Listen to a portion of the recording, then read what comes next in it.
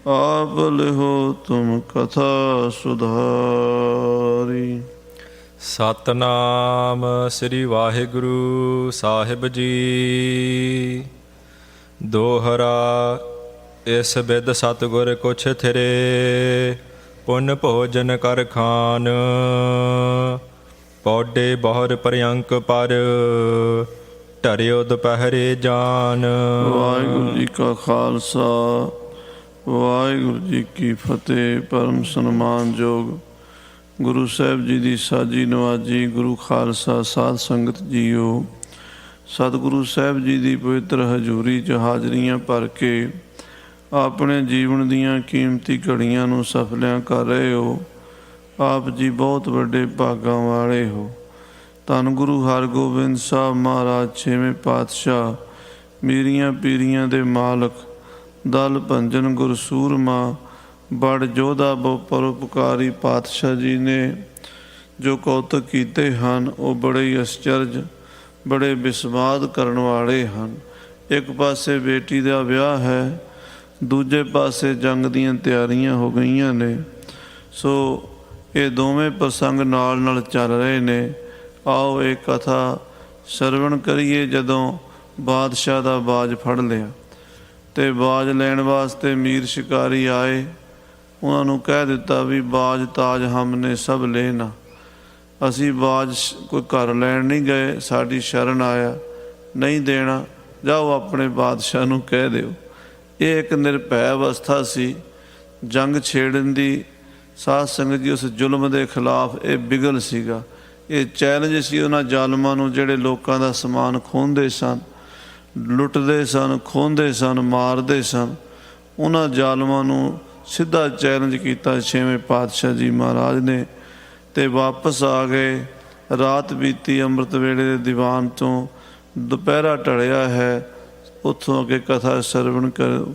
ਪਿਆਰ ਨਾਲ ਆਖੀਏ ਸਤਨਾਮ ਸ੍ਰੀ ਵਾਹਿਗੁਰੂ ਸਾਹਿਬ ਜੀ, ਸਤਨਾਮ ਸ੍ਰੀ ਵਾਹਿਗੁਰੂ ਸਾਹਿਬ ਜੀ। ਦੋਹਰਾ ਇਸ ਬਿਦ ਸਤਿਗੁਰ ਕੁਛ ਥਿਰੇ, ਇਸ ਤਰ੍ਹਾਂ ਕੁਝ ਸਮਾਂ ਮਹਾਰਾਜ ਸਾਹਿਬ ਜੀ ਬਿਰਾਜੇ ਹਨ।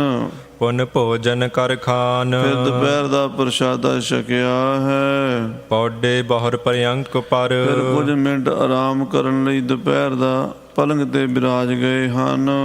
ਢਰਿਓ ਦੁਪਹਿਰੇ ਜਾਨ। ਜਦੋਂ ਦੁਪਹਿਰਾ ਢਲਿਆ ਹੈ, 2, 2:30, 3 ਵਜੇ ਹਨ। ਚੌਪਈ ਬੀਜਿਆ ਪਾਨ ਕਰੇ ਹਰ ਖਾਏ। ਫਿਰ ਸੱਚੇ ਪਾਤਸ਼ਾਹ ਜੀ ਦੇਗਾਂ ਛਕ ਕੇ ਤਿਆਰ ਬਰ ਤਿਆਰ ਹੋਏ ਹਨ। ਬਹੁਰ ਸੁਚੇਤਾ ਸਕਲ ਬਣਾਏ। ਫਿਰ ਸੁਚੇਤਾ ਕੀਤਾ, 5 ਇਸ਼ਨਾਨਾ ਕੀਤਾ, ਕੰਘਾ ਕੀਤਾ ਹੈ।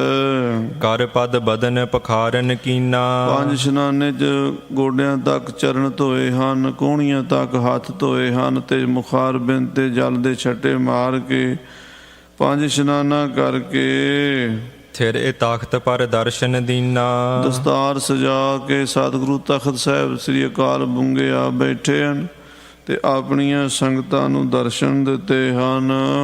ਉਤਸਵ ਹੋਤ ਵਿਆਹ ਕੋ ਭਾਰੋ। ਫਿਰ ਸਾਧ ਸੰਗਤ ਜੀ ਇੱਕ ਪਾਸੇ ਵਿਆਹ ਦੇ ਉਤਸਵ ਹੋ ਰਹੇ ਨੇ। ਮਾਤਾ ਦਮੋਦਰੀ ਜੀ ਆਪਣੀ ਬੇਟੀ ਬੀਬੀ ਬੀਰੋ ਦੇ ਵਿਆਹ ਦੀਆਂ ਤਿਆਰੀਆਂ ਕਰ ਰਹੇ ਨੇ। ਗਨ ਸਮਾਜ ਕੋ ਕਰ ਕਰ ਤਿਆਰੋ। ਔਰ ਸਭ ਤਰ੍ਹਾਂ ਦਾ ਸਮਾਜ ਸਮਾਨ ਤਿਆਰ ਕਰ ਕਰਕੇ ਰੱਖ ਰਹੇ ਨੇ। ਮਾਤਾ ਦਮੋਦਰੀ ਜੀ ਰਾਖੈ ਸਦਨ ਬਣਾਏ ਘਨੇਰੇ। ਬਹੁਤ ਸਾਰੀਆਂ ਮਠਿਆਈਆਂ, ਬਹੁਤ ਸਾਰੇ ਪਦਾਰਥ ਬਣਾ ਬਣਾ ਕੇ ਘਰ 'ਚ ਰੱਖੇ ਜਾ ਰਹੇ ਨੇ ਬਰਾਤੀਆਂ ਦੀ ਸੇਵਾ ਵਾਸਤੇ। ਜਨ ਹੈ ਆਏ ਬਰਾਤ ਸਵੇਰੇ। ਮਾਤਾ ਇਹ ਸੋਚਦੀ ਹੈ ਕੱਲ੍ਹ ਸਵੇਰੇ ਬਰਾਤ ਆ ਜਾਣੀ ਹੈ ਤੇ ਅਸੀਂ ਬਰਾਤ ਨੂੰ ਪ੍ਰਸ਼ਾਦਾ ਛਕਾਣਾ, ਇਹ ਪਕਵਾਨ ਛਕਾਣੇ ਹਨ।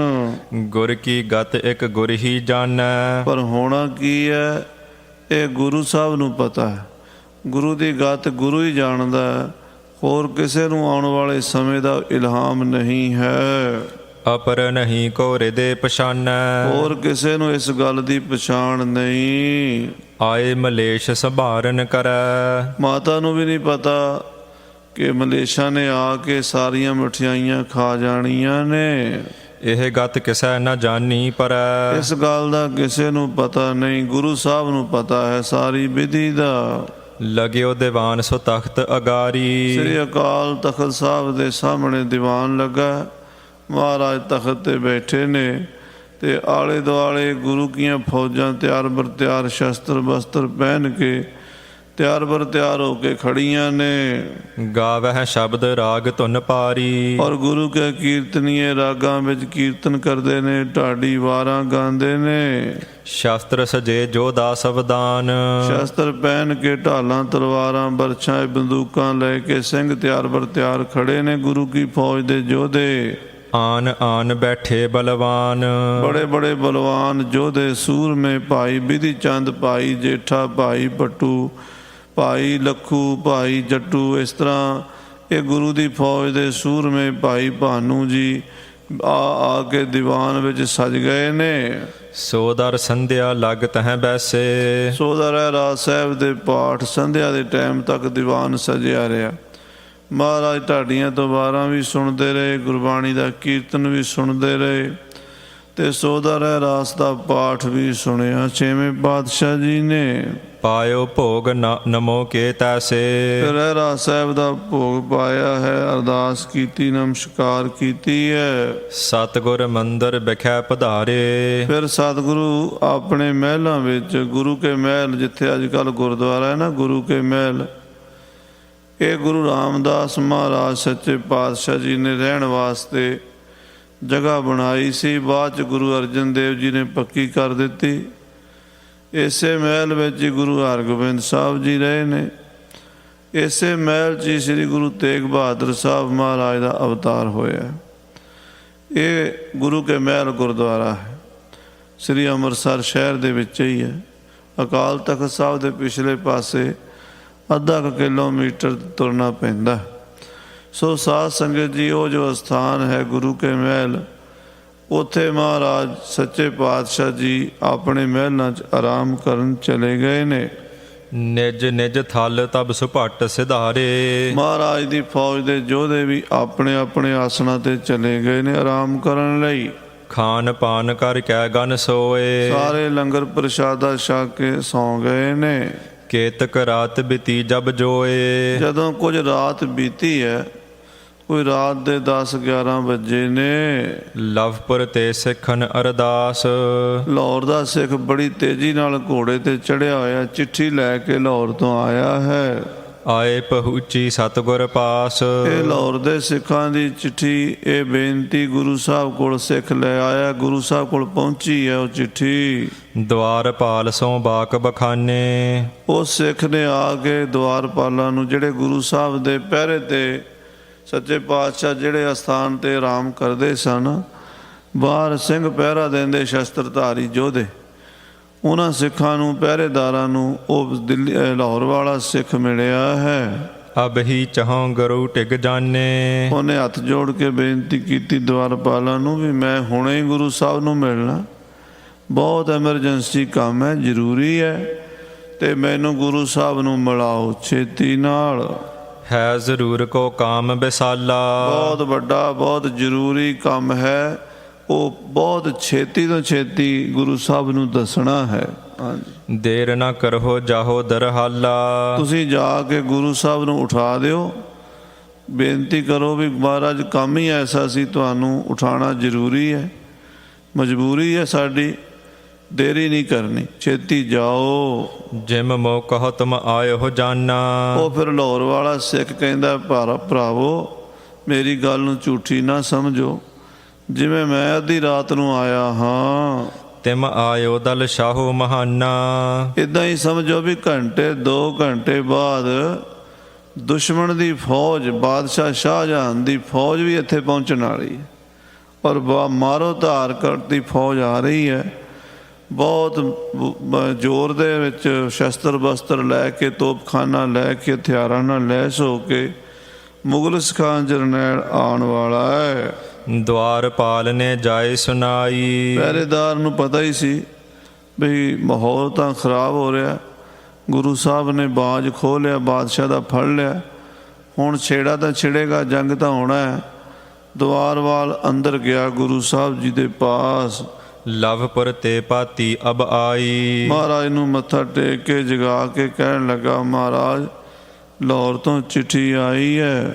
ਕਹਿ ਸੋ ਵੱਡ ਸੈਨਾ ਚੜ ਆਈ। ਲਾਹੌਰ ਦੇ ਸਿੱਖਾਂ ਨੇ ਬੇਨਤੀ ਲਿਖ ਕੇ ਭੇਜੀ ਹੈ ਕਿ ਬੜੀ ਵੱਡੀ ਸੈਨਾ, ਬੜੀ ਵੱਡੀ ਫੌਜ ਮਾਰੋ ਮਾਰ ਕਰਦੀ ਗੁਰੂ ਘਰ ਆ ਪਹੁੰਚੀ ਹੈ। ਮਿਲਿਓ ਚਹੈਰਾ ਵਰਕੇ ਤਾਈ। ਸੱਚੇ ਪਾਤਸ਼ਾਹ ਜੀ ਆਪ ਜੀ ਨੂੰ ਸੁੱਤਿਆਂ ਉਠਾਉਣਾ ਨਹੀਂ ਸੀ, ਆਪ ਆਰਾਮ ਕਰ ਰਹੇ ਹੋ, ਪਰ ਮਜਬੂਰੀ ਐਸੀ ਹੈ, ਦੁਸ਼ਮਣ ਦੀ ਫੌਜ ਮਾਰੋ ਮਾਰ ਕਰਦੀ ਆ ਗਈ ਹੈ। ਤੇ ਸੱਚੇ ਪਾਤਸ਼ਾਹ ਜੀ ਜਿਹੜਾ ਸੇਵਾਦਾਰ ਆਇਆ ਚਿੱਠੀ ਲੈ ਕੇ, ਉਹ ਹੁਣੇ ਆਪ ਜੀ ਨੂੰ ਮਿਲਣਾ ਚਾਹੁੰਦਾ। ਹਾਂਜੀ। ਸੁਨ ਸਤਿਗੁਰ ਤਤਕਾਲ ਬੁਲਾਵਾ। ਸਤਿਗੁਰੂ ਜੀ ਨੇ ਇਹ ਸੁਣ ਕੇ ਉਸੇ ਵੇਲੇ ਹੀ ਬਾਹਰੋਂ ਉਹ ਜਿਹੜਾ ਸਿੱਖ ਚਿੱਠੀ ਲੈ ਕੇ ਆਇਆ ਸੀ ਉਹਨੂੰ ਬੁਲਾ ਲਿਆ। ਅੰਤਰ ਬਰ ਕਰ ਸੀਸ ਨਿਵਾਵਾ। ਉਹ ਸਿੱਖ ਅੰਦਰ ਗਿਆ ਤੇ ਗੁਰੂ ਸਾਹਿਬ ਦੇ ਚਰਨਾਂ 'ਚ ਸੀਸ ਨਵਾਇਆ, ਮੱਥਾ ਟੇਕਿਆ। ਧਰ ਦੀਨੀ ਅਰਦਾਸ ਅਗਾਰੀ। ਤੇ ਲਾਹੌਰ ਦੇ ਸਿੱਖਾਂ ਦੀ ਲਿਖੀ ਹੋਈ ਚਿੱਠੀ, ਆਮ ਲੋਕ ਚਿੱਠੀ ਕਹਿੰਦੇ ਨੇ, ਖਾਲਸਾ ਅਰਦਾਸ ਹੀ ਕਹਿੰਦਾ, ਕਿਉਂਕਿ ਗੁਰੂ ਕੇ ਸਿੱਖ ਚਿੱਠੀ 'ਚ ਅਰਦਾਸ ਹੀ ਲਿਖ ਕੇ ਭੇਜਦੇ ਸੀ, ਬੇਨਤੀ ਅਰਜੀ। ਅਰਦਾਸ ਦਾ ਮਤਲਬ ਹੁੰਦਾ ਅਰਜ ਦਾਸ ਦਾ, ਦਾਸਾਂ ਵੱਲੋਂ ਕੀਤੀ ਗਈ ਅਰਜ ਨੂੰ ਅਰਦਾਸ ਕਹਿੰਦੇ ਨੇ। ਸੋ ਸਿੱਖਾਂ ਦੀ ਸੇਵਕਾਂ ਦੀ ਬੇਨਤੀ ਗੁਰੂ ਸਾਹਿਬ ਦੇ ਚਰਨਾਂ 'ਚ ਰੱਖ ਦਿੱਤੀ। ਪੜ੍ਹ ਬਿਰਤਾਂਤ ਸਭ ਕੀਨ ਸਤਿਆਰੀ। ਮਹਾਰਾਜ ਸਾਹਿਬ ਜੀ ਨੇ ਸਾਰੀ ਗੱਲ ਪੜ੍ਹ ਲਈ। ਉਹ ਤਾਂ ਪਹਿਲਾਂ ਹੀ ਜਾਣਦੇ ਸਨ ਵੀ ਹੋਣਾ ਹੀ ਹੈ, ਜੰਗ ਹੋਣਾ ਹੀ ਹੋਣਾ, ਤੇ ਜੰਗ ਦੀ ਆਪ ਹੀ ਗੁਰੂ ਸਾਹਿਬ ਸ਼ੁਰੂਆਤ ਕਰਾ ਰਹੇ, ਕਿਉਂਕਿ ਦੋਹਾਂ ਸਿਰਿਆਂ ਕਾ ਆਪ ਸੁਆਮੀ, ਖੇਲੈ ਬਿਗਸੈ ਅੰਤਰ ਜਾਮੀ, ਜੋ ਭਾਵੈ ਸੋ ਕਾਰ ਕਰਾਵੈ, ਨਾਨਕ ਦ੍ਰਿਸ਼ਟੀ ਅਵਰ ਨਾ ਆਵੇ। ਦੂਜਾ ਤਾਂ ਕੋਈ ਹੈ ਹੀ ਨਹੀਂ, ਦੋਵਾਂ ਪਾਸਿਆਂ 'ਚ ਆਪ ਹੀ ਮਾਲਕ ਵਰਤ ਰਹੇ ਨੇ।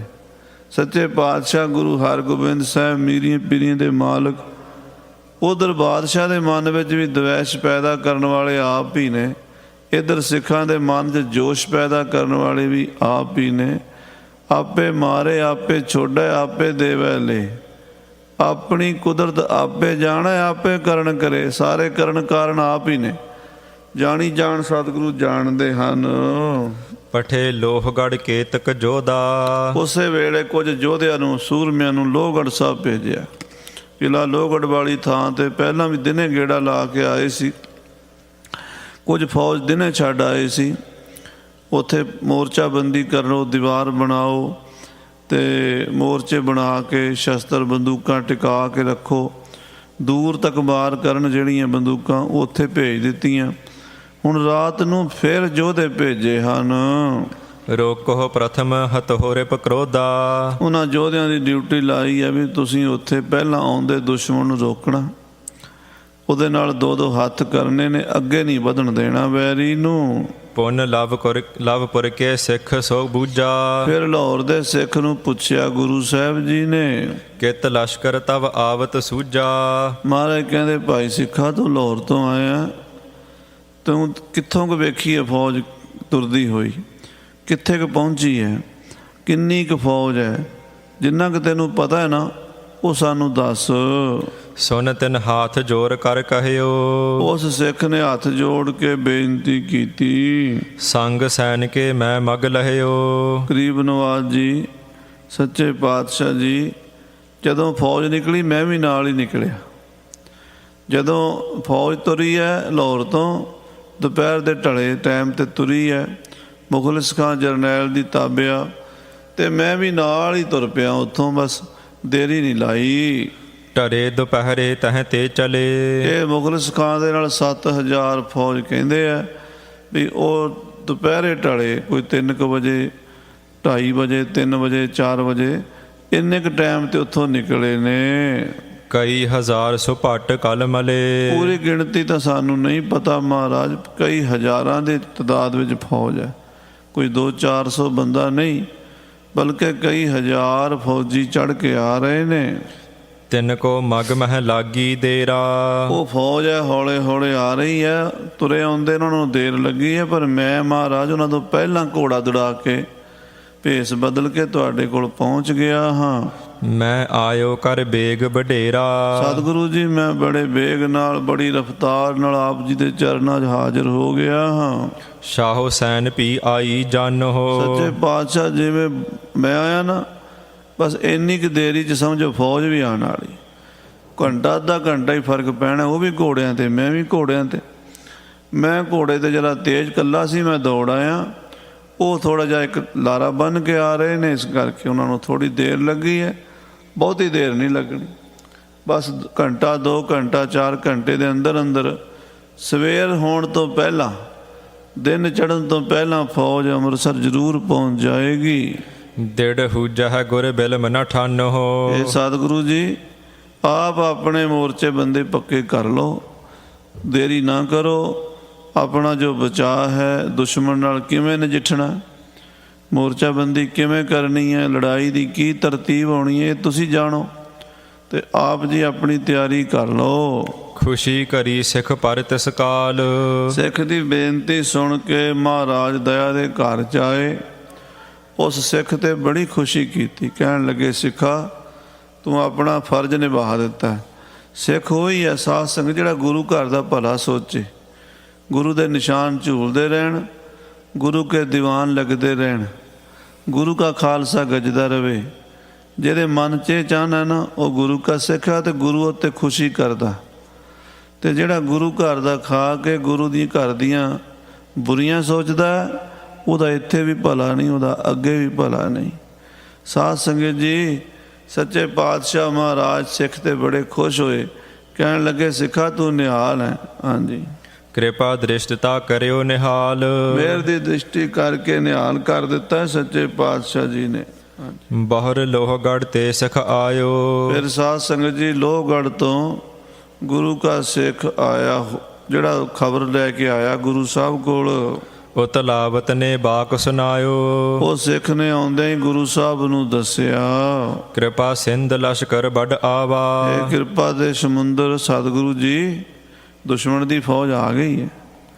ਇੱਧਰੋਂ ਮਹਾਰਾਜ ਨੇ ਸਿੱਖ ਭੇਜੇ ਸੀ, ਬਸ ਉੱਥੋਂ ਕਿੰਨਾ ਕੁ ਅੱਧਾ ਕਿਲੋਮੀਟਰ ਹੀ ਹੈ ਲੋਹਗੜ੍ਹ ਕਿਲ੍ਹਾ। ਅਤੇ ਉੱਥੋਂ ਫਿਰ ਵਾਪਸ ਖਬਰ ਆ ਗਈ 5-7 ਮਿੰਟਾਂ ਬਾਅਦ ਹੀ, ਮਹਾਰਾਜ ਦੁਸ਼ਮਣ ਦੀ ਫੌਜ ਦੀ ਆਵਾਜ਼ਾਂ ਆਉਣ ਲੱਗ ਪਈਆਂ ਨੇ, ਦੁਸ਼ਮਣ ਦੀ ਫੌਜ ਆ ਗਈ ਹੈ। ਹਾਂਜੀ, ਕਲਬ ਲਾਟ ਹਮ ਨੇ ਸੁਨ ਪਾਵਾ। ਅਸੀਂ ਬੜਾ ਕਲਮਲਾਹਟ, ਬੜਾ ਰੌਲਾ ਸੁਣਿਆ। ਮਹਾਰਾਜ ਬਹੁਤ ਸ਼ੋਰ ਸ਼ਰਾਬਾ ਹੈ, ਘੋੜੇ ਵੀ ਹਿਣਕਦੇ ਨੇ, ਘੋੜਿਆਂ ਦੇ ਪੈਰਾਂ ਦੀ ਟੌਪ ਧਰਤੀ 'ਤੇ ਵੱਜਦੇ ਨੇ, ਘੋੜਿਆਂ ਦੀਆਂ ਟਾਪਾਂ ਸੁਣਾਈ ਦਿੰਦੀਆਂ ਨੇ। ਬਹੁ ਬਰੂਦ ਅਰ ਗੁਲਕਾਂ ਪਠੀਆ ਹੈ। ਮਹਾਰਾਜ ਹੁਣ ਫਟਾਫਟ ਬੰਦੂਕਾਂ ਤੇ ਗੋਲੀਆਂ ਤੇ ਬਰੂਦ ਭੇਜੋ ਤਾਂ ਕਿ ਦੁਸ਼ਮਣ ਦੇ ਨਾਲ 2-2 ਹੱਥ ਕਰ ਸਕੀਏ। ਪੂਰਬ ਸੰਗਰ ਤਿਸ ਥਲ ਟਠੀਆ ਹੈ। ਪਹਿਲਾ ਜੰਗ ਮਹਾਰਾਜ ਉੱਥੇ ਕਰਾਂਗੇ, ਕਿਲ੍ਹਾ ਲੋਹਗੜ੍ਹ ਸਾਹਿਬ। ਅਸੀਂ ਡਟ ਕੇ ਦੁਸ਼ਮਣ ਦਾ ਮੁਕਾਬਲਾ ਕਰਾਂਗੇ। ਗੁਰ ਜੀ ਤੋਪ ਹੋਤ ਇਸ ਕਾਲ। ਇਹ ਸਤਿਗੁਰੂ ਜੀ ਜਿਸ ਵੇਲੇ ਸਾਡੇ ਕੋਲ ਤੋਪ ਹੁੰਦੀ ਨਾ ਤੇ ਬੜਾ ਵਧੀਆ ਹੋਣਾ ਸੀ। ਸਾਡੇ ਕੋਲ ਹੋਰ ਬੰਦੂਕਾਂ ਹਨ, ਤੀਰ ਕਮਾਨ ਹਨ, ਚੱਕਰ ਹਨ, ਦੂਰੋਂ ਚਲਾਏ ਜਾਣ ਵਾਲੇ ਸ਼ਸਤਰ, ਪਰ ਜੇ ਤੋਪ ਹੁੰਦੀ ਨਾ, ਆਉਂਦੇ ਦੁਸ਼ਮਣ 'ਤੇ ਅਸੀਂ ਤੋਪਾਂ ਦੇ ਗੋਲੇ ਦਾਗਦੇ ਅਤੇ ਫਿਰ ਦੁਸ਼ਮਣ ਦੇ ਦੰਦ ਖੱਟੇ ਕਰਦੇ। ਪਰ ਮਹਾਰਾਜ ਆਪਣੇ ਕੋਲ ਤੋਪ ਦੀ ਕਮੀ ਹੈ। ਹੋਰ ਚਲੋ ਬੰਦੂਕਾਂ ਹਨ, ਤੀਰ ਹਨ, ਤਲਵਾਰਾਂ ਹਨ, ਉਹਨਾਂ ਕੋਲ ਮਹਾਰਾਜ ਹਥਿਆਰ ਸਾਡੇ ਨਾਲੋਂ ਜ਼ਿਆਦਾ ਹਨ, ਫੌਜ ਵੀ ਜ਼ਿਆਦਾ ਹੈ। ਜੇ ਸਾਡੇ ਕੋਲ ਤੋਪ ਹੁੰਦੀ, ਮਾਰਤ ਸ਼ਤਰਨ ਰੋਕਤ ਜਾਲ। ਅਸੀਂ ਦੁਸ਼ਮਣ ਨੂੰ ਤੋਪਾਂ ਦੇ ਗੋਲਿਆਂ ਨਾਲ ਹੀ ਉਹਨਾਂ ਦੇ ਬੁਥਾੜ ਭੰਨ ਦਿੰਦੇ, ਆਉਂਦੇ ਦੁਸ਼ਮਣ ਨੂੰ ਉਡਾ ਦਿੰਦੇ ਮਹਾਰਾਜ ਅਸੀਂ, ਜੇ ਸਾਡੇ ਕੋਲ ਤੋਪਾਂ ਚੰਗੀਆਂ ਹੁੰਦੀਆਂ। ਸੁਨ ਸਤਿਗੁਰ ਤਬ ਹੁਕਮ ਬਖਾਨਾ। ਤਾਂ ਮਹਾਰਾਜ ਸਾਹਿਬ ਸ੍ਰੀ ਗੁਰੂ ਹਰਗੋਬਿੰਦ ਸਾਹਿਬ ਜੀ ਸਿੱਖ ਦੀ ਬੇਨਤੀ ਸੁਣ ਕੇ ਹੁਕਮ ਦਿੱਤਾ, ਖੋਖਰ ਲਕਰੋ ਪਰਿਓ ਮਹਾਨਾ। ਮਹਾਰਾਜ ਕਹਿੰਦੇ ਉੱਥੇ ਨਾ ਲੋਹਗੜ੍ਹ ਦੇ ਲਾਗੇ ਹੀ ਇਮਲੀ ਦਾ ਇੱਕ ਸੁੱਕਾ ਦਰਖਤ ਵੱਢਿਆ ਟੁੱਟਾ ਪਿਆ ਹੈ ਅਤੇ ਉਹਦਾ ਖੋਲ ਪਿਆ ਹੈ, ਖੋਖਰ ਵਿੱਚੋਂ ਲੱਕੜ, ਪੁਰਾਣੇ ਦਰਖਤ ਹੁੰਦੇ ਨਾ ਇਮਲੀ ਦੇ, ਕਈ ਦਰਖਤਾਂ ਦੇ ਤੁਸੀਂ ਦੇਖਿਆ ਹੋਣਾ ਵਿੱਚੋਂ ਖੋੜ ਹੁੰਦਾ, ਖਾਲੀ ਹੋ ਜਾਂਦਾ, ਆਲੇ ਦੁਆਲੇ ਲੱਕੜ ਹੈ ਅਤੇ ਉਹ ਇਮਲੀ ਦਾ ਖੋੜ ਉੱਥੇ ਪਿਆ ਹੈ ਖਾਲੀ। ਸਨਮੁਖ ਰਿਪਨ ਧਰੋ ਤਿਹ ਜਾਈ। ਮਹਾਰਾਜ ਕਹਿੰਦੇ ਉਹਨੂੰ ਤੋਪ ਦੀ ਥਾਂ 'ਤੇ ਰੱਖ ਲਓ। ਲੱਕੜ ਦੀ ਤੋਪ ਚਲਾਈ, ਅੱਜ ਵੀ ਉਹ ਪਈ ਹੈ ਸਾਧ ਸੰਗਤ ਜੀ। ਹੁਣ ਤਾਂ ਥੋੜ੍ਹੀ ਜਿਹੀ ਨਿਸ਼ਾਨੀ ਉਹਦੀ ਰਹਿ ਗਈ, ਪਰ ਹੈ ਅਜੇ। ਮਹਾਰਾਜ ਕਹਿੰਦੇ ਲੱਕੜ ਦਾ ਤੋਪ ਬਣਾ ਕੇ, ਲੱਕੜ ਦਾ ਉਹ ਖੋਲ ਉੱਤੇ ਰੱਖ ਦਿਓ ਅਤੇ ਉਹਦੀ ਤੋਪ ਬਣਾ ਲਓ। ਦੁਸ਼ਮਣ ਤੇ ਉਹਦੇ ਨਾਲ ਗੋਲੇ ਚਲਾਓ। ਦੇਹੋ ਗੋਰਨ ਕੀ ਮਾਰ ਮਚਾਈ। ਮਹਾਰਾਜ ਕਹਿੰਦੇ ਗੋਲਿਆਂ ਦੀ ਮਾਰ ਮਚਾ ਦਿਓ, ਧੂਆਂ ਧਾਰ ਗੋਲੇ ਚਲਾ ਦਿਓ ਦੁਸ਼ਮਣ ਦੇ ਉੱਤੇ। ਪੁੰਨ ਸਿੱਖ ਨੇ ਗੁਰ ਬੂਝਨ ਕੀਨੇ। ਉਹ ਸਿੱਖ ਨੇ ਹੱਥ ਜੋੜ ਕੇ ਪੁੱਛਿਆ ਸੱਚੇ ਪਾਤਸ਼ਾਹ ਜੀ ਕੋਲੋਂ, ਦੁਰਗ ਬਰੂਦ ਸੋ ਗੋਰਾ ਹੀਨੇ। ਮਹਾਰਾਜ ਤੋਪ ਤੇ ਲੱਕੜ ਦੀ ਬਣਾ ਲਾਂਗੇ, ਗੋਲੇ ਕਿੱਥੋਂ ਲਿਆਵਾਂਗੇ, ਬਰੂਦ ਕਿੱਥੋਂ ਲਿਆਵਾਂਗੇ। ਪੁਰਾਣੇ ਜ਼ਮਾਨੇ 'ਚ ਗੋਲੇ ਅਗਲੇ ਪਾਸਿਓਂ ਪਾਏ ਜਾਂਦੇ ਸੀ, ਲੋਹੇ ਦੇ ਜਾਂ ਸਿੱਕੇ ਦੇ, ਇੱਦਾਂ ਦੀਆਂ ਚੀਜ਼ਾਂ ਦੇ ਗੋਲੇ ਹੁੰਦੇ ਸੀ, ਪੱਥਰ ਵਗੈਰਾ ਵੀ ਕਈ ਤਰ੍ਹਾਂ ਦੇ। ਪਰ ਪਿੱਛੋਂ ਬਰੂਦ ਜਿਹੜਾ ਸੀ ਨਾ, ਉਹ ਪਹਿਲਾਂ ਕੁੱਪਿਆਂ ਨਾਲ ਬਰੂਦ ਪਾਉਣਾ, ਫਿਰ ਅੱਗੇ ਗੋਲਾ ਪਾਉਣਾ, ਅਤੇ ਉਹਦੇ ਤੋਪ ਦੇ ਉੱਪਰ ਪਾਸੇ ਇੱਕ ਪਲੀਤਾ ਲਾਉਣ ਵਾਸਤੇ ਮੋਰੀ ਸੁਰਾਖ ਛੱਡਿਆ ਹੁੰਦਾ, ਉਹਦੇ ਵਿੱਚੋਂ ਅੱਗ ਦੇਣੀ ਉਹਨੇ ਬਰੂਦ ਨੂੰ, ਅੱਗੇ ਧੱਕਣਾ ਅਤੇ ਗੋਲਾ ਜਾ ਕੇ ਵੱਜਣਾ। ਮਹਾਰਾਜ ਬਿਨਾਂ ਗੋਲੇ ਦੇ, ਬਿਨਾਂ ਬਰੂਦ ਦੇ ਤੋਪ ਕਿਵੇਂ ਚਲਾਵਾਂਗੇ। ਪਰ ਲੱਕਰੇ ਮਹਿ ਕਹਾਂ ਚਲਾਵੈ। ਮਹਾਰਾਜ ਲੱਕੜ ਦੀ ਤੋਪ ਤੇ ਆਪ ਜੀ ਦਾ ਬਚਨ ਠੀਕ ਹੈ, ਬਣਾ ਲੈਂਦੇ ਆ, ਪਰ ਸੱਚੇ ਪਾਤਸ਼ਾਹ ਜੀ ਵਿੱਚ ਕੀ ਪਾਣਾ, ਬਰੂਦ ਤੋਂ ਬਿਨਾਂ ਗੋਲਾ ਚੱਲਦਾ ਨਹੀਂ।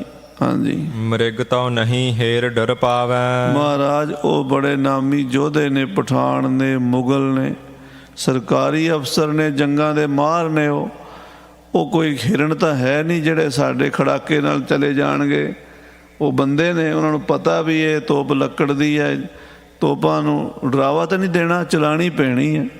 ਲੱਕੜ ਦੀ ਤੋਪ ਹੈ ਸੱਚੇ ਪਾਤਸ਼ਾਹ, ਤੇ ਬਰੂਦ ਤੋਂ ਬਿਨਾਂ ਕਿਵੇਂ ਚੱਲੇਗੀ। ਬਹੁਰ ਹੁਕਮ ਗੁਰ ਤਿਨਹੁ ਬਖਾਨਾ। ਮੇਰੇ ਸਤਿਗੁਰੂ ਸਾਧ ਸੰਗਤ ਜੀ, ਸੰਸਾਰ ਦੇ ਲੋਕ ਗੱਲ ਸਮਝ ਨਹੀਂ ਸਕਦੇ। ਜੇ ਸਮਝ ਜਾਣ ਤੇ ਫਿਰ ਗੁਰੂ ਤੇ ਸੰਸਾਰੀਆਂ 'ਚ ਫਰਕ ਕੀ ਹੋਇਆ। ਇਹ ਖੇਡ ਹੋਰ ਹੈ ਜਿਹੜੀ ਗੁਰੂ ਦੀ ਹੈ, ਸੰਸਾਰੀਆਂ ਦੀ ਐਵੇਂ ਆਪਾਂ ਨੂੰ ਪਤਾ ਹੀ ਹੈ ਕਿ ਕਿੰਨਾਂ ਦੀ ਵਿਚਾਰਿਆਂ ਦੀ ਔਕਾਤ ਹੈ। ਅਸੀਂ ਲੋਕ ਸਵੇਰੇ ਕੁਝ ਸੋਚਦੇ ਹਾਂ, ਦੁਪਹਿਰੀ ਕੁਛ, ਜਿਹੜੀ ਗੱਲ ਸਵੇਰੇ ਮੰਨੀ ਹੁੰਦੀ ਦੁਪਹਿਰੀ ਕੰਡੈਮ ਕਰਦੇ ਨੇ ਆਪਣੀ। ਨਵੀਂ ਥਿਊਰੀ ਆ ਜਾਂਦੀ, ਜਿਹੜੀ ਦੁਪਹਿਰੀ ਸਮਝੀ ਬੈਠੋ, ਸ਼ਾਮ ਨੂੰ ਕਹਿੰਦੇ ਨਹੀਂ ਇਹ ਤਾਂ ਉਹ ਗਲਤ ਸੀ। ਅਸੀਂ ਹੁਣ ਰੋਜ਼ ਦੇ ਅਸੀਂ ਗਲਤੀਆਂ ਕਰਦੇ ਹਾਂ, ਰੋਜ਼ ਹੀ ਮਾਫੀਆਂ ਮੰਗੀ ਜਾਂਦੇ ਹਾਂ। ਕੋਈ ਸਾਡਾ ਇੱਕ ਆਧਾਰ ਥੋੜ੍ਹਾ, ਗੁਰੂ ਸਦਾ ਹੀ ਸੱਚ ਹੈ, ਅਤੇ ਗੁਰੂ ਦੀ ਖੇਡ ਸੰਸਾਰ ਤੋਂ ਪਰੇ ਹੈ। ਮਹਾਰਾਜ ਕਹਿੰਦੇ ਬਰੂਦ ਦੀ ਥਾਂ ਤੇ ਗੋਲਿਆਂ ਦੀ ਥਾਂ ਤੇ ਪੂਰਹ ਲੱਕਰਾ ਧੂਰ ਮਹਾਨਾ। ਇੱਦਾਂ ਕਰੋ, ਬਰੂਦ ਦੀ ਥਾਂ ਤੇ ਮਿੱਟੀ ਪਾ ਲਓ, ਅਤੇ ਅਗਲੇ ਪਾਸੇ ਨਾ ਰੋੜੇ, ਪੱਥਰ, ਕੰਕਰ, ਇੱਟਾਂ ਉਹ ਵਿੱਚ ਪਾ ਲਓ। ਹਾਂਜੀ, ਪਾਥਰ ਈਂਟ ਪਾਏ ਕਰ ਮਾਰੋ। ਪੱਥਰ, ਰੋੜੇ, ਇੱਟਾਂ ਪਾ ਕੇ ਤੇ ਗੁਰੂ ਨਾਨਕ ਸਾਹਿਬ ਦਾ ਨਾਮ ਲੈ ਕੇ ਤੇ ਤੁਸੀਂ ਤੋਪ ਚਲਾ ਦਿਓ। ਹਾਂਜੀ, ਆਵਤ ਰਿਪਦਲ ਕੋ ਪਰਹਾਰੋ। ਆਉਂਦੇ ਵੈਰੀ ਦੀਆਂ ਸਫਾਂ ਉਲੇਟ ਕੇ ਰੱਖ ਦਿਓ, ਉਡਾ ਦਿਓ ਦੁਸ਼ਮਣਾਂ ਨੂੰ। ਹਾਂਜੀ, ਅੰਗ ਸੰਗ ਹਮ ਰਹਿ ਤੁਹਾਰੇ। ਅਸੀਂ ਤੁਹਾਡੇ ਨਾਲ ਰਵਾਂਗੇ, ਅੰਗ ਸੰਗ ਰਵਾਂਗੇ। ਤੁਸੀਂ ਜਾ ਕੇ ਬਸ ਸਾਡਾ ਬਚਨ ਮੰਨੋ। ਲੱਕੜ ਦੀ ਤੋਪ 'ਚ ਬਰੂਦ ਦੀ ਥਾਂ 'ਤੇ ਰੇਤਾ ਪਾ ਲਓ, ਅਤੇ ਗੋਲੇ ਦੀ ਥਾਂ 'ਤੇ ਰੋੜੇ, ਇੱਟੇ, ਜੋ ਵੀ ਪੱਥਰ, ਕੰਕਰ, ਬਜਰੀ ਬੁਜਰੀ ਮਿਲਦੀ ਵਿੱਚ ਪਾਈ ਚੱਲੋ, ਅਤੇ ਰਾਬੇ ਭਰ ਭਰ ਕੇ ਛੱਡੀ ਚੱਲੋ। ਲਰਹੋ ਤਹਾਂ ਬਹੁ ਧੀਰਜ ਧਾਰੇ। ਅਤੇ ਬਸ ਹੌਸਲਾ ਰੱਖੋ, ਗੁਰੂ ਨੂੰ ਅੰਗ ਸੰਗ ਸਮਝੋ, ਜੰਗ ਕਰੋ। ਸਾਧ ਸੰਗਤ ਜੀ, 1.25 ਲੱਖ ਨਾਲ ਕੱਲਾ ਕੱਲਾ ਸਿੰਘ ਲੜਿਆ। ਇਹ ਗੁਰੂ ਦੇ ਭਰੋਸੇ ਦੀ ਖੇਡ ਸੀ। ਅੱਜ ਚਤਰ ਚਲਾਕ ਬੜੇ ਜੰਮ ਪਏ ਨੇ ਗੱਲਾਂ ਕਰਨ ਵਾਲੇ, ਕਰਨਾ ਕਰਾਉਣਾ ਕੱਖ ਨਹੀਂ ਜੇ, ਅਤੇ ਗੱਲਾਂ ਦੇ ਨਾਲ ਸਮਾਨ ਨੂੰ ਟਾਕੀਆਂ ਲਾ ਦਿੰਦੇ ਹੈ, ਪਰ ਅੰਦਰ ਨਿਸ਼ਚਾ ਕੋਈ ਨਹੀਂ, ਵਿਸ਼ਵਾਸ ਕੋਈ ਨਹੀਂ ਗੁਰੂ 'ਤੇ ਵੀ ਗੁਰੂ ਸਾਡੇ ਨਾਲ ਹੈ। ਆਪਣੀ ਚਤਰਾਈ 'ਤੇ ਭਰੋਸਾ ਕਰਦੇ ਹੈ, ਆਪਣੇ ਦਿਮਾਗ 'ਤੇ ਅਤੇ ਆਪਣੀ ਪੜ੍ਹਾਈ 'ਤੇ ਭਰੋਸਾ ਕਰਦੇ ਹੈ। ਜਿਹੜੀਆਂ ਸਕੂਲਾਂ, ਕਾਲਜਾਂ, ਯੂਨੀਵਰਸਿਟੀਆਂ 'ਚ ਡਿਗਰੀਆਂ ਲਈਆਂ, ਉਹਨਾਂ ਦਾ ਤਾਂ ਭਰੋਸਾ ਹੈ। ਗੁਰੂ ਦੀ ਬਾਣੀ ਦਾ ਅਤੇ ਗੁਰੂ ਦੇ ਇਤਿਹਾਸ ਦਾ ਭਰੋਸਾ ਕੋਈ ਨਹੀਂ। ਇਹ ਗੁਰੂ ਸਾਹਿਬ ਦੇ ਭਰੋਸੇ ਵਾਲੇ ਹੀ ਸਨ ਸਿੱਖ। ਜੇ ਕੋਈ ਸਾਡੇ ਵਰਗਾ ਹੁੰਦਾ, ਉਹਨੇ ਆਖਣਾ ਸੀ ਮਹਾਰਾਜ ਕਦੀ ਲੱਕੜ ਦੀ ਤੋਪ ਵੀ ਚੱਲੀ ਹੈ, ਮਹਾਰਾਜ ਕਦੀ ਰੇਤਾ ਵੀ ਬਰੂਦ ਦੀ ਥਾਂ 'ਤੇ ਚੱਲਿਆ, ਮਹਾਰਾਜ ਕਦੀ ਗੋਲਿਆਂ ਦੀ ਥਾਂ 'ਤੇ ਇੱਟਾਂ ਰੋੜਿਆਂ ਨੇ ਵੀ ਕੰਮ ਕੀਤਾ।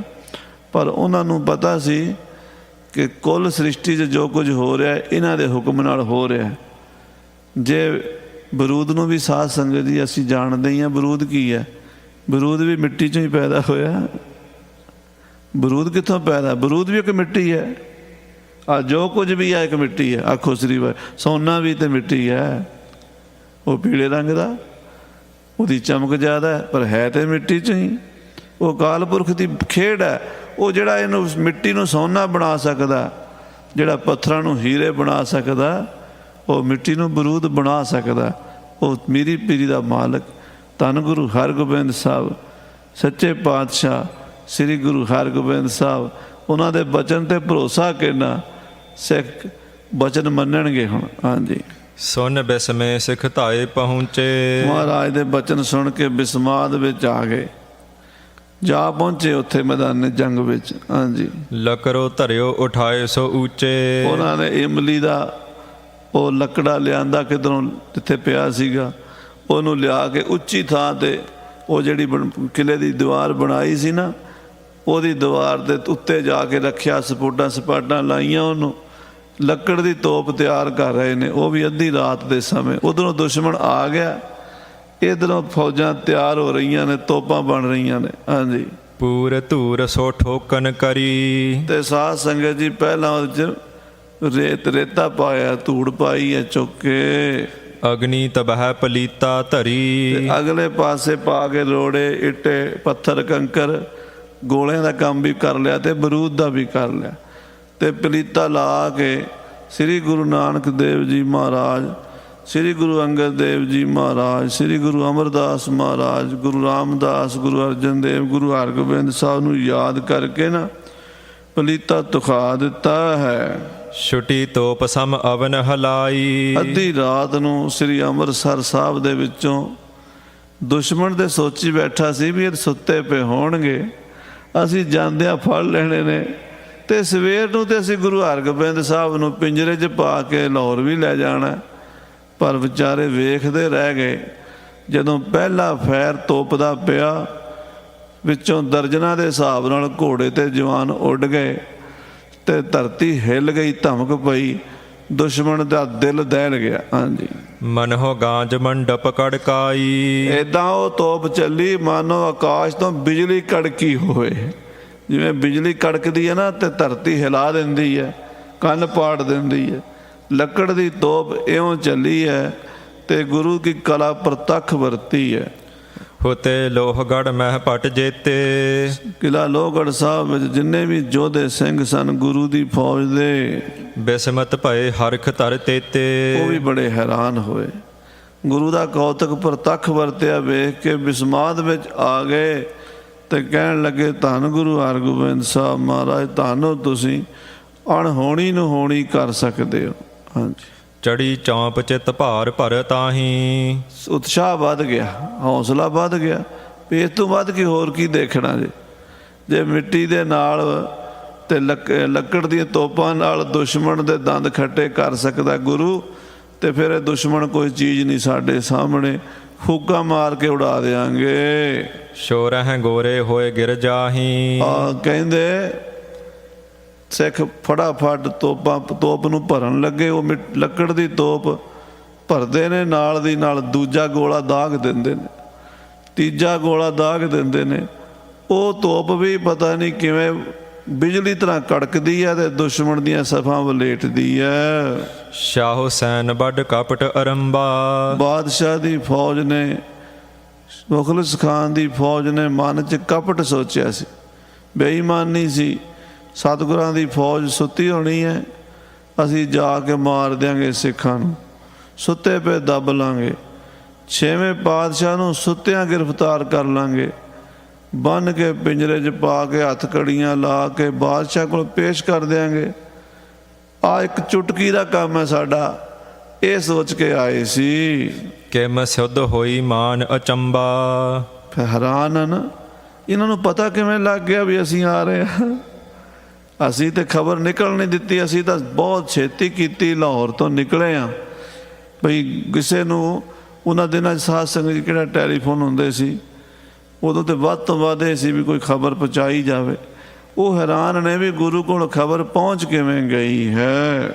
ਨਾਹੀਂ ਤਾਂ ਸੁਪਤ ਪਰੇ ਗਹਿ ਲੈ ਹੈ। ਜੇ ਆ ਸਿੱਖ ਤੋਪਾਂ ਨਾ ਚਲਾਉਂਦੇ ਤੇ ਅਸੀਂ ਹੁਣ ਨੂੰ ਇਹਨਾਂ ਨੂੰ ਫੜ ਵੀ ਲੈਣਾ ਸੀ ਸੁੱਤੇ ਪਿਆਂ ਨੂੰ। ਬਿਨਾ ਜੰਗ ਤੇ ਕਾਜ ਬਣੈ ਹੈ। ਬਿਨਾਂ ਲੜਾਈ ਦੇ ਕੰਮ ਬਣ ਜਾਏਗਾ। ਅਸੀਂ ਤਾਂ ਇਹ ਸੋਚ ਕੇ ਆਏ ਸੀ ਕੋਈ ਨੁਕਸਾਨ ਨਹੀਂ ਹੋਵੇਗਾ ਸਾਡਾ, ਸਿੱਖਾਂ ਨੂੰ ਅਸੀਂ ਦੱਬ ਲਾਂਗੇ, ਗੁਰੂ ਨੂੰ ਗ੍ਰਿਫਤਾਰ ਕਰ ਲਾਂਗੇ ਤੇ ਗੁਰੂ ਨੂੰ ਬਾਦਸ਼ਾਹ ਕੋਲ ਪੇਸ਼ ਕਰ ਦਿਆਂਗੇ, ਇਹ ਸੋਚ ਕੇ ਆਏ ਸੀ।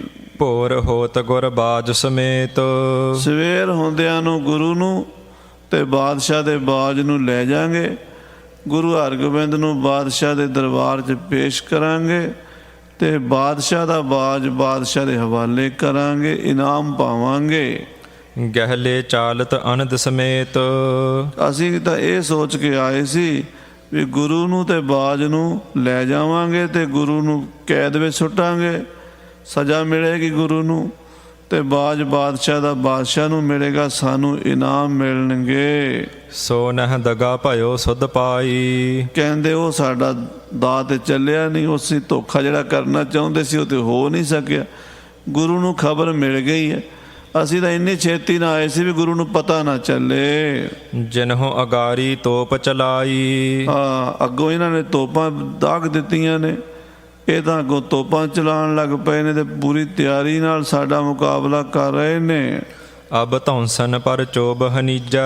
ਹੁਣ ਕੋਈ ਚਾਰਾ ਨਹੀਂ ਲੜਾਈ ਤੋਂ ਬਿਨਾਂ, ਕਹਿੰਦੇ ਹੁਣ ਤੇ ਆਪਾਂ ਤਾਂ ਚੋਰੀ ਚੋਰੀ ਆਏ ਸੀ, ਨਗਾਰਾ ਵੀ ਨਹੀਂ ਸੀ ਵਜਾਇਆ, ਕੋਈ ਨਾਰਾ ਵੀ ਨਹੀਂ ਸੀ ਲਾਇਆ ਬਈ ਕਿਤੇ ਗੁਰੂ ਕੇ ਜਾਗ ਨਾ ਪੈਣ, ਸੁੱਤੇ ਸੁੱਤੇ ਫੜ ਲਈਏ।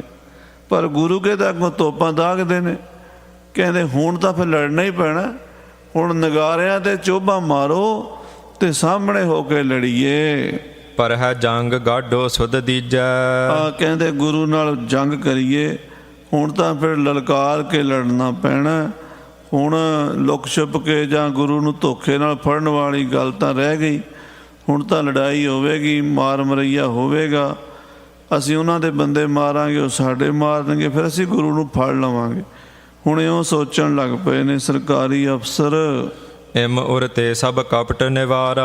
ਹੁਣ ਉਹ ਕਪਟ ਜਿਹੜਾ ਮਨ 'ਚ ਸੋਚੀ ਬੈਠੇ ਸੀ ਉਹ ਚੱਲਿਆ ਹੀ ਨਹੀਂ, ਉਹ ਹੁਣ ਗੱਲ ਛੱਡ ਦਿੱਤੀ ਵੀ ਉਹ ਤਾਂ ਗੱਲ ਬਣਨੀ ਨਹੀਂ, ਗੁਰੂ ਜਿਉਂਦਾ ਫੜ ਕੇ ਲੈ ਜਾਾਂਗੇ, ਜਾਂਦੇ ਹੀ ਫੜ ਲਾਂਗੇ, ਸੁੱਤਾ ਪਿਆ ਫੜ ਲਾਂਗੇ, ਉਹ ਤਾਂ ਮਨ ਵਿੱਚ ਹੀ ਰਹਿ ਗਈ ਗੱਲ। ਹੁਣ ਤਾਂ ਬਸ ਲੜਾਈ ਹੈ, ਜਿੱਤ ਹਾਰ ਦਾ ਹੁਣ ਤਾਂ ਲੜਾਈ ਨਾਲ ਫੈਸਲਾ ਹੋਵੇਗਾ। ਸਨਮੁਖ ਭਏ ਕ੍ਰੋਧ ਵੱਡ ਧਾਰਾ। ਬੜੇ ਵੀਰ ਰਸ ਵਿੱਚ ਆ ਕੇ ਮੁਗਲ ਪਠਾਨ, ਮੁਗਲ ਸਖਾਂ, ਮਿਰਜ਼ਾ ਬੇਗ, ਵੱਡੇ ਵੱਡੇ ਜਰਨੈਲ, ਉਹ ਸਾਧ ਸੰਗਤ ਜੀ ਜੰਗ ਦੇ ਲਈ ਤਿਆਰ ਹੋ ਗਏ, ਸਾਹਮਣੇ ਆ ਗਏ ਕਿਲੇ ਦੇ। ਭੁਜੰਗ ਛੰਦ ਹਨੀ ਚੋਬ ਭਾਰੀ ਸੋ ਧੌਂਸੇ ਤੁੰਕਾਰੇ। ਚੋਬਾਂ ਲਾਈਆਂ ਨਗਾਰਿਆਂ ਦੇ ਉੱਤੇ, ਧੌਂਸੇ ਤੁੰਕਾਰੇ ਭਾਵ ਨਗਾਰੇ ਵੱਜਣ ਲੱਗ ਪਏ। ਵੱਡੇ ਵੀਰ ਬਾਂਕੇ ਬਕੈ ਬਾਰ ਬਾਰੇ। ਬੜੇ ਬੜੇ ਯੋਧੇ ਮੁਗਲ ਪਠਾਨ ਮਾਰੋ ਮਾਰ ਕਰਦੇ ਨੇ। ਕਲਾ ਪੈ ਜੜੇ ਮੋੜ ਤੋੜੇ ਤੁਖੰਤੇ। ਆ ਬੰਦੂਕਾਂ ਨੂੰ ਕਾਕ ਕਰਕੇ ਕਲਾ ਤੇ ਜੋੜ ਕੇ ਤੋੜਾ ਤੁਖਾ ਦਿੰਦੇ ਨੇ। ਚਲਾਈ ਤੁਫੰਗੈ ਭੂਕੈ ਪਖੰਤੇ। ਕਹਿੰਦੇ ਗੋਲੀਆਂ ਚੱਲਣ ਲੱਗ ਪਈਆਂ ਨੇ ਤੇ ਠਾ ਠਾ ਹੋ ਰਹੀ ਹੈ। ਨਿਸਾ ਭੂਰ ਅੰਧੇਰ ਹੋਇਓ ਗੁਬਾਰਾ। ਅੱਧੀ ਰਾਤ ਦਾ ਟਾਈਮ ਹੈ, ਸ੍ਰੀ ਅੰਮ੍ਰਿਤਸਰ ਦੇ ਵਿੱਚ ਗੋਲੀ ਚੱਲ ਰਹੀ ਹੈ। ਉਠੀ ਧੂਰ ਭੂਰੰ ਛਯੋ ਗਿਆਨ ਸਾਰਾ। ਇੱਕ ਤਾਂ ਹਨੇਰਾ ਹੈ ਰਾਤ ਦਾ, ਦੂਸਰਾ ਘੋੜਿਆਂ ਦੇ ਖੁਰਾਂ ਨਾਲ ਧਰਤੀ ਉੱਡ ਉੱਡ ਕੇ ਅਸਮਾਨ ਨੂੰ ਚੜ੍ਹੀ ਹੈ ਤੇ ਉਹਦੇ ਨਾਲ ਧਰਤੀ ਅਸਮਾਨ ਦਾ ਕੋਈ ਪਤਾ ਨਹੀਂ ਰਿਹਾ, ਗਰਦ ਗੁਬਾਰ ਹੋ ਗਿਆ ਹੈ। ਨਾ ਦਿਸੈ ਕਛ ਆਪ ਹੱਥ ਹੈ ਪਸਾਰੇ। ਹੱਥ ਨੂੰ ਹੱਥ ਨਹੀਂ ਦਿਸਦਾ, ਇੰਨਾ ਉੱਥੇ ਹਨੇਰਾ, ਇੰਨਾ ਗਰਦ ਗੁਬਾਰ ਚੜ੍ਹਿਆ। ਕੁਝ ਤੋਪ ਨੇ ਕਰ ਦਿੱਤਾ, ਕੁਝ ਘੋੜਿਆਂ ਦੇ ਪੈਰਾਂ ਨਾਲ ਉੱਡ ਉੱਡ ਮਿੱਟੀ ਅਸਮਾਨ ਨੂੰ ਚੜ੍ਹ ਗਈ ਹੈ। ਕੁਝ ਨਗਾਰਿਆਂ ਧੌਂਸਿਆਂ ਦੀ ਆਵਾਜ਼ ਨੇ, ਕੁਝ ਨਾਰਿਆਂ ਤੇ ਜਕਾਰਿਆਂ ਦੀ ਆਵਾਜ਼ ਨੇ, ਕੁਝ ਗੋਲੀਆਂ ਦੀ ਕਾੜ ਕਾੜ ਨੇ ਇੰਨਾ ਸ਼ੋਰ ਮਚਾ ਦਿੱਤਾ ਹੈ।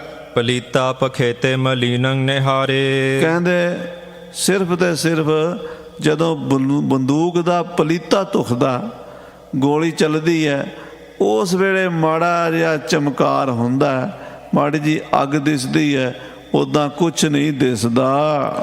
ਦਿਸ਼ਾ ਤਾਹੇ ਤਾਕੈ ਚਲਾਵੈ ਤੁਫੰਗੇ। ਜਿੱਧਰੋਂ ਦੂਜੇ ਪਾਸਿਓਂ ਅੱਗ ਦਿਸਦੀ ਹੈ, ਇੱਧਰ ਵਾਲੇ ਉੱਧਰ ਨਿਸ਼ਾਨਾ ਲਾਉਂਦੇ ਨੇ, ਇੱਧਰੋਂ ਗੋਲੀ ਚੱਲਦੀ ਹੈ, ਉੱਧਰ ਵਾਲੇ ਉੱਥੋਂ ਗੋਲੀ ਆ ਰਹੀ ਹੈ, ਉੱਧਰ ਨਿਸ਼ਾਨਾ ਲਾਉਂਦੇ ਨੇ। ਪਲੀਤੇ ਧੁਖਦਿਆਂ ਨੂੰ ਵੇਖ ਕੇ ਨਿਸ਼ਾਨਾ ਲਾਉਂਦੇ ਨੇ, ਉੱਦਾਂ ਕੋਈ ਨਿਸ਼ਾਨਾ ਨਹੀਂ ਲੱਗਦਾ। ਪਰੈ ਫੇਰ ਸ਼ੋਰੈ ਵੱਡੇ ਬੇਗ ਸੰਗੈ। ਗੋਲੀ ਚਲਾਉਂਦੇ ਨੇ, ਫਿਰ ਬੰਦੂਕ ਭਰਦੇ। ਅੱਜ ਕੱਲ੍ਹ ਤਾਂ ਆਟੋਮੈਟਿਕ ਬੰਦੂਕਾਂ ਨੇ 100 ਰੌਂਦ ਇਕੱਠਾ ਚੜ੍ਹ ਜਾਂਦਾ। ਉਹਨਾਂ ਜ਼ਮਾਨਿਆਂ ਦੇ ਵਿੱਚ ਤੋੜੇਦਾਰ ਬੰਦੂਕ ਇੱਕ ਜਾਂ ਨਾਲ ਹੀ ਜਾਂ ਦੋ ਨਾਲ ਹੀ ਹੁੰਦੀ ਸੀ, ਅਤੇ ਲੰਮੀਆਂ ਲਮਛੜਾਂ 7-7 ਫੁੱਟ 6-6 ਫੁੱਟ ਲੰਮੀ ਨਾਲ ਹੁੰਦੀ ਸੀ, ਦੂਰ ਗੋਲੀ ਮਾਰਦੀ ਸੀ। ਉਹਦੇ ਵਿੱਚ ਪਹਿਲਾਂ ਬਰੂਦ ਦਾ ਕੁੱਪਾ ਸਿੱਟ ਕੇ, ਫਿਰ ਗੋਲੀ ਸੁੱਟ ਕੇ, ਅਤੇ ਫਿਰ ਇੱਕ ਲੰਮਾ ਜਿਹਾ ਸਰੀਆ ਹੁੰਦਾ ਸੀ, ਉਹਨੂੰ ਗਜ ਕਹਿੰਦੇ ਸੀ। ਉਹ ਗਜ ਦੇ ਨਾਲ ਠੋਕਣੀ ਪੈਂਦੀ ਸੀ, ਫਿਰ ਉਹਦੇ ਨਾਲ ਦਸਤਰਵਾਂ ਕਰਕੇ ਨਿਸ਼ਾਨਾ ਲਾਣਾ। ਕਹਿੰਦੇ ਇਸ ਤਰ੍ਹਾਂ ਸੂਰਮੇ ਗੋਲੀ ਚਲਾਉਂਦੇ, ਫਿਰ ਫਟਾਫਟ ਬੰਦੂਕ 'ਚ ਪਾਉਂਦੇ ਆ, ਫਿਰ ਭਰਦੇ ਗੋਲੀ, ਫਿਰ ਚਲਾਉਂਦੇ ਆ। ਇਸ ਤਰ੍ਹਾਂ ਲਗਾਤਾਰ ਇਹ ਕੰਮ ਜਾਰੀ ਹੈ।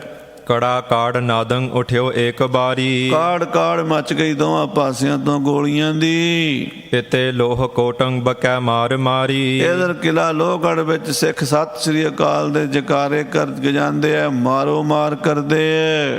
ਬੜੀ ਕਾਠ ਕੀ ਤੋਪ ਚੌਂਪੈ ਚਲਾਵੈ। ਔਰ ਗੁਰੂ ਕੇ ਸਿੱਖ ਲੱਕੜ ਦੀ ਤੋਪ ਨੂੰ ਦਾਗੀ ਜਾਂਦੇ, ਫਟਾਫਟ ਭਰ ਗੋਲੇ ਦਗੜ ਦਗੜ ਛੱਡਦੇ ਆ, ਦਾੜ ਦਾੜ ਦੁਸ਼ਮਣਾਂ ਦੇ ਦਲ 'ਚ ਵੱਜਦੇ ਐ। ਬੜੇ ਚੁੰਗ ਬਾਦੇ ਜਹਾਂ ਛਤਰ ਆਵੈ। ਇੱਥੇ ਟੋਲਿਆਂ ਦੇ ਟੋਲੇ ਬੰਨ੍ਹ ਕੇ ਮੁਗਲ ਪਠਾਨ ਆਉਂਦੇ ਨੇ, ਉਹਨਾਂ ਟੋਲਿਆਂ ਤੇ ਸਿੱਖਾਂ ਦੇ ਗੋਲੇ ਪੈਂਦੇ ਨੇ। ਪਖਾਣੰ ਕੇ ਈਟੰਗ ਬਨੈ ਤਾਹੇ ਗੋਰੇ। ਕਹਿੰਦੇ ਪੱਥਰਾਂ ਦੇ ਤੇ ਇੱਟਾਂ ਦੇ ਗੋਲੇ ਪੈ ਰਹੇ ਨੇ ਉਹਨਾਂ ਨੂੰ। ਲੱਗੈ ਅੰਗ ਭੰਗੈ ਉੱਡੈ ਸੂਰ ਘੋਰੇ। ਬੜੇ ਬੜੇ ਸੂਰਮਿਆਂ ਦੇ ਅੰਗ ਭੰਗ ਹੋ ਰਹੇ ਨੇ।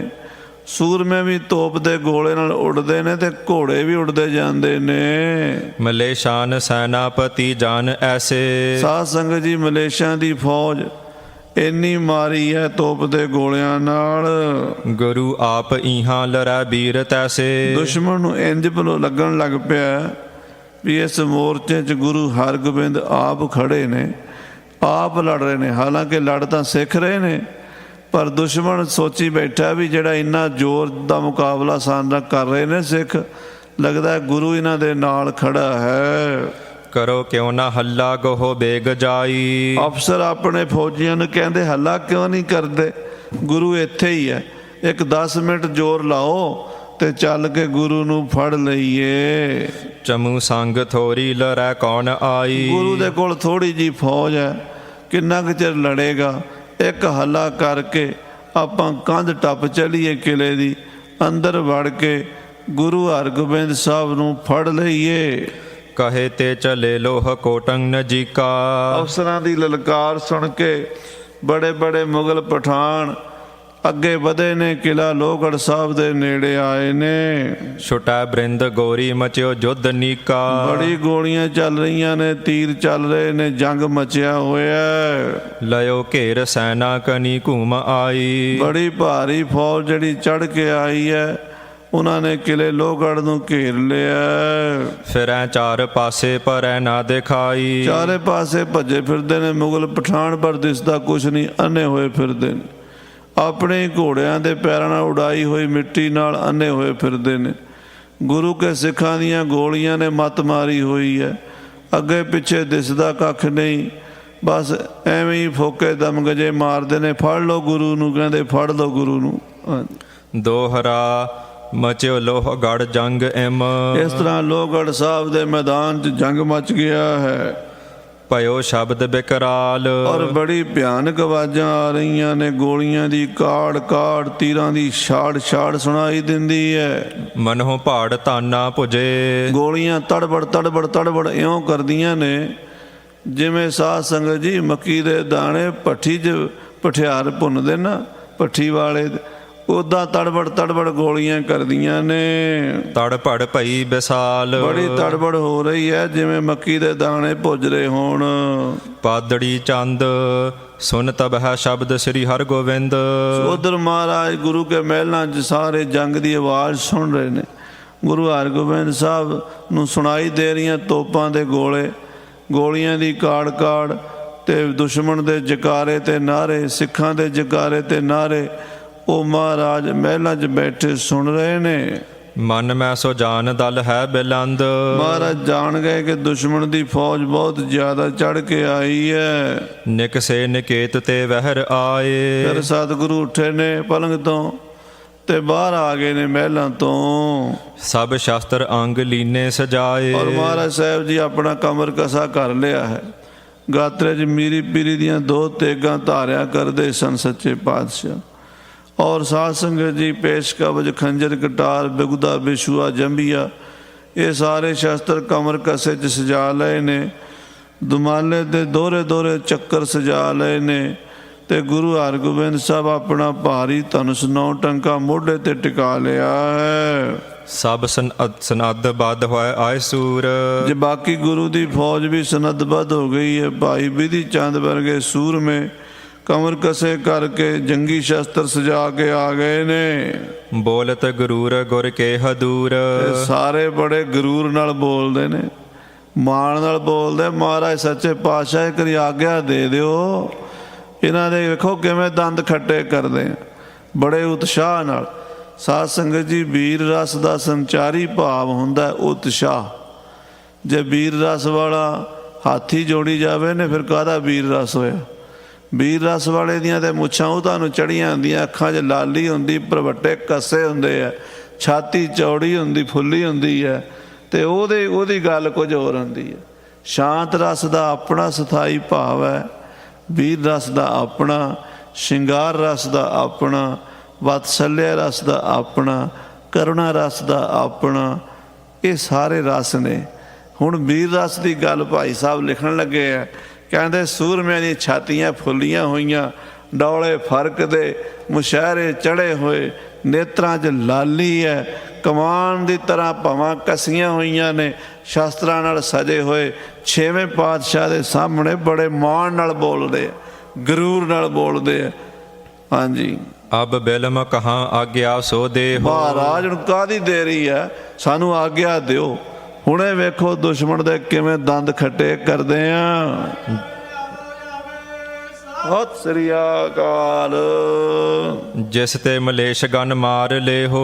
ਮਹਾਰਾਜ ਆਪ ਜੀ ਦੀ ਕਿਰਪਾ ਮਲੇਸ਼ਾਂ ਨੂੰ ਹੁਣੇ ਹੀ ਮਾਰ ਲਵਾਂਗੇ। ਇੱਕੋ ਬਾਜ ਵਾਲੀ ਝਪਟ ਮਾਰਾਂਗੇ, ਖਾ ਜਾਵਾਂਗੇ ਕੱਚਿਆਂ ਨੂੰ।